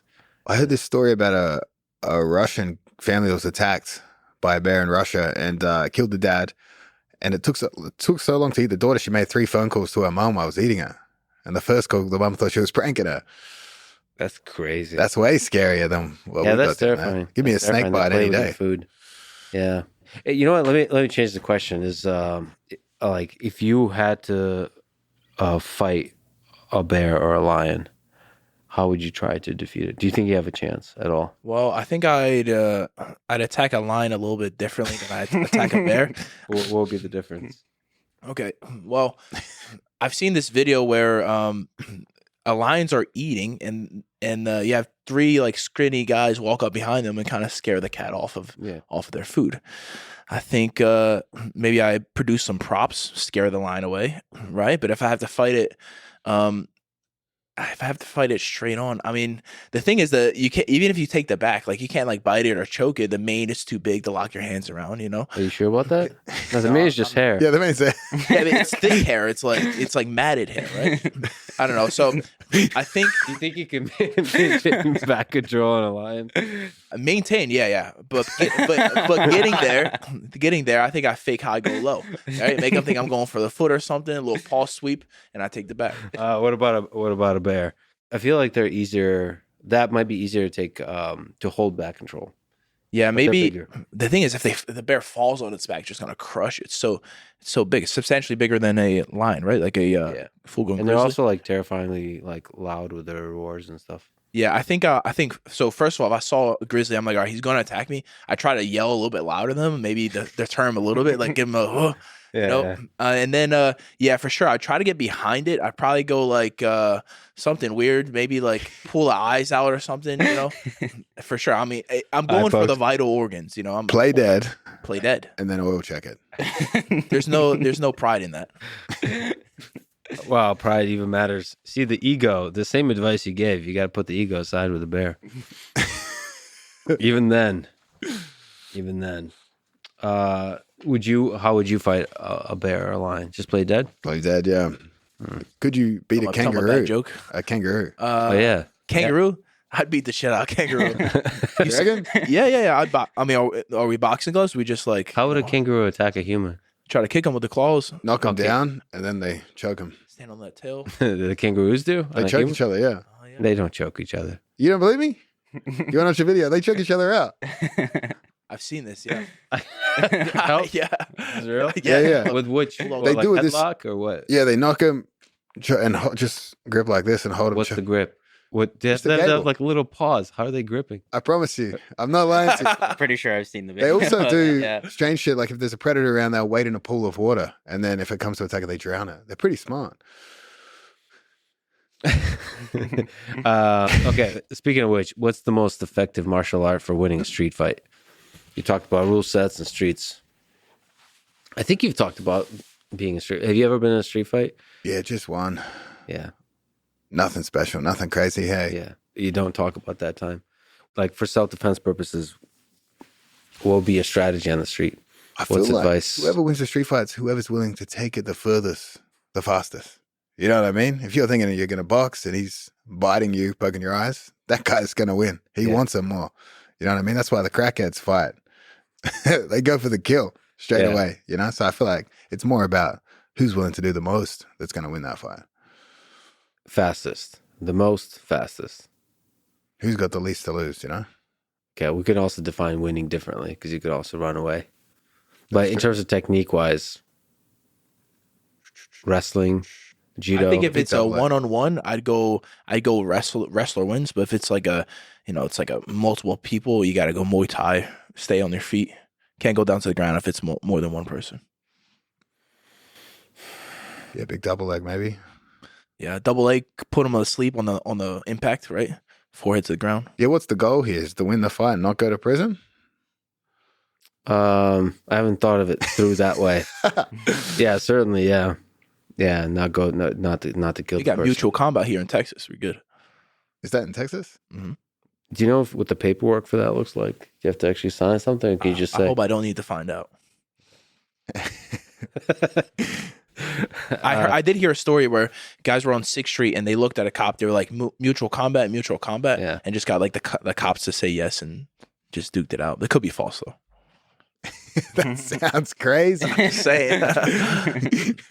I kind of admire that, but I've also been playing Red Dead Redemption recently, so I've like internalized the cowboy a little too much. Just to return to gym stuff. No, because it's a business, because you're running a business, there's money involved, but you're also friends, but you're also training partners. Is there a tension that money creates that threatens to destroy friendships? That's something I always worry about with money. I try not to go do any kind of business with friends or family. I think if we're all very clear and honest and open at the start, makes it much easier. I think people have issues when there's like kind of like things are written in fine print and nobody knows the exact answers. And a lot of jiu-jitsu guys can't read. Yeah, that makes it. We're learning challenging as that well. today. Yeah, No. definitely complicated though. Yeah, I mean, it's not always obvious how to be transparent and stuff and about everything. Have you felt that tension? Because in the jiu-jitsu world, the money's not really unlimited. Just running a school, what's that like? Because this is the first time you're running a school, running a gym. Yeah, I mean, it's just constantly updating people about what's going on, what your expectations are. You know what I mean? We've had some problems with coaches who I feel like think the pie is bigger than it is. Yeah. You know what I mean? They feel like maybe we're getting rich out of this and they're missing out on things. So it's like, even amongst managing staff, that can be challenging too. So yeah, I mean, it's a constant work in progress to make, not only to make sure everyone's happy, but to make sure they're comfortable enough to reach out and tell you they're unhappy. But I feel like those challenges are common amongst any small business. Still, it sucks.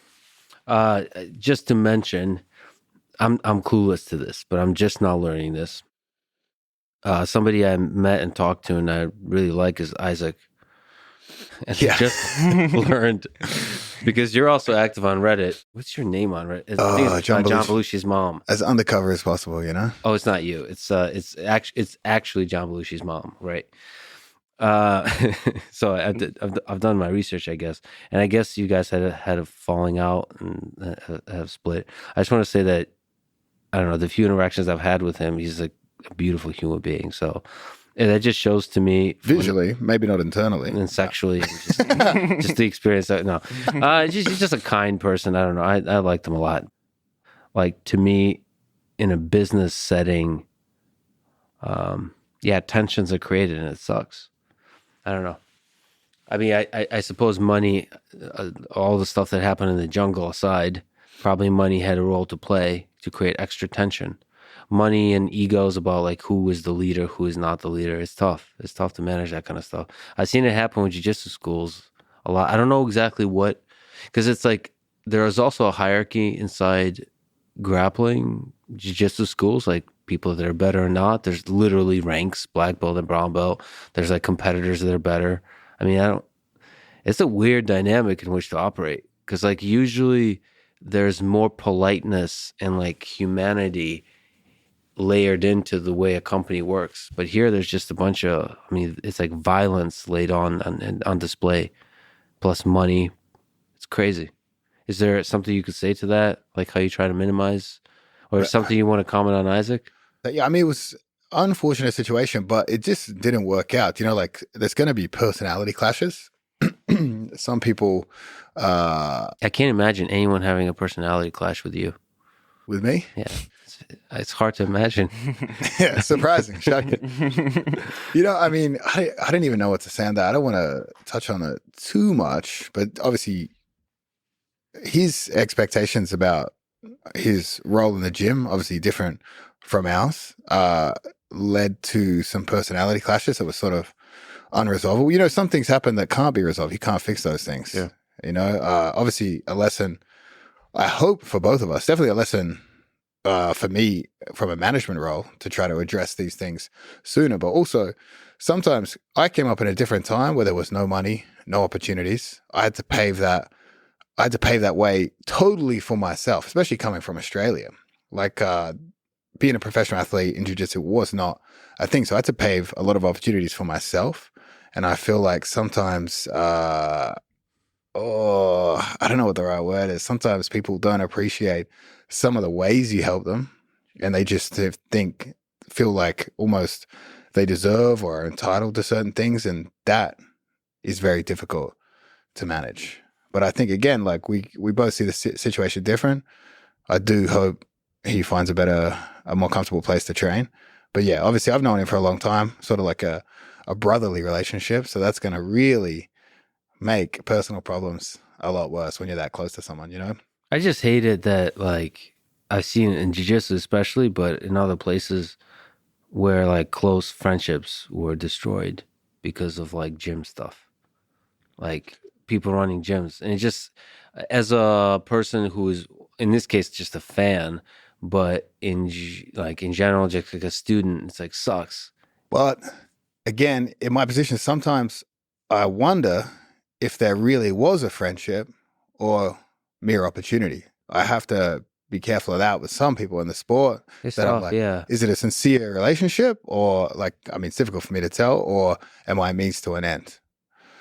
Sure, but I think it's actually a trade-off because I think a lot of close friendships we have, like even relationships we have, like when tested, like can break if they're not properly communicated. Like some of it could be just misunderstanding of like for a prolonged period of time.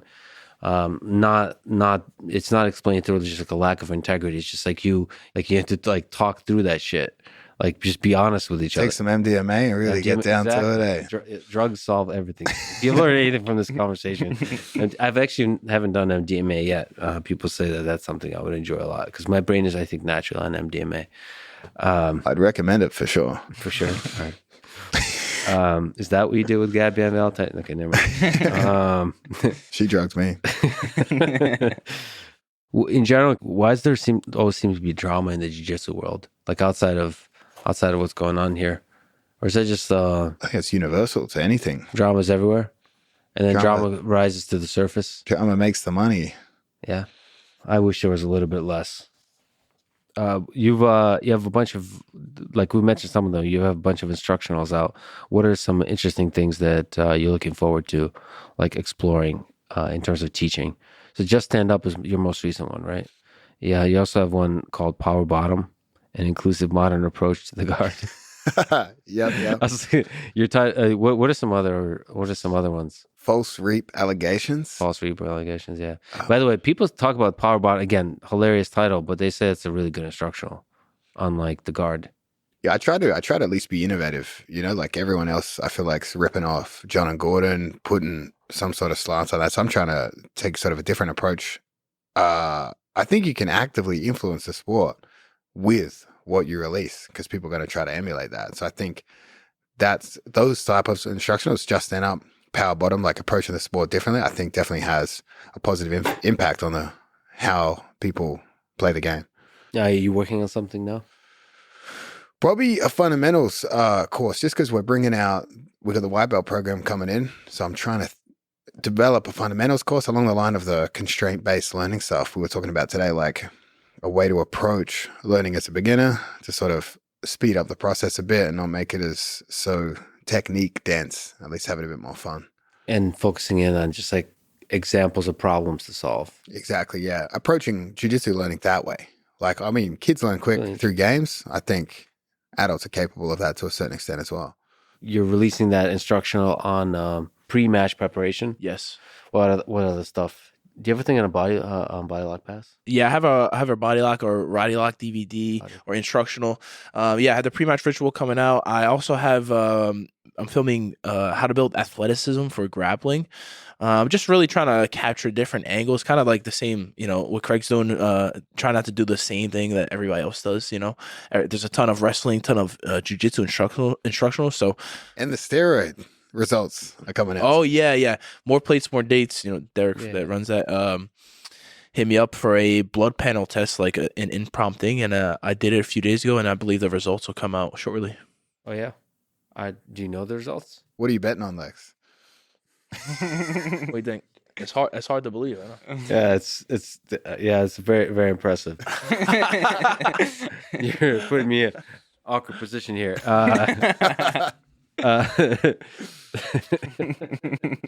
Do you think you'll face Gordon soon? I'm open to it.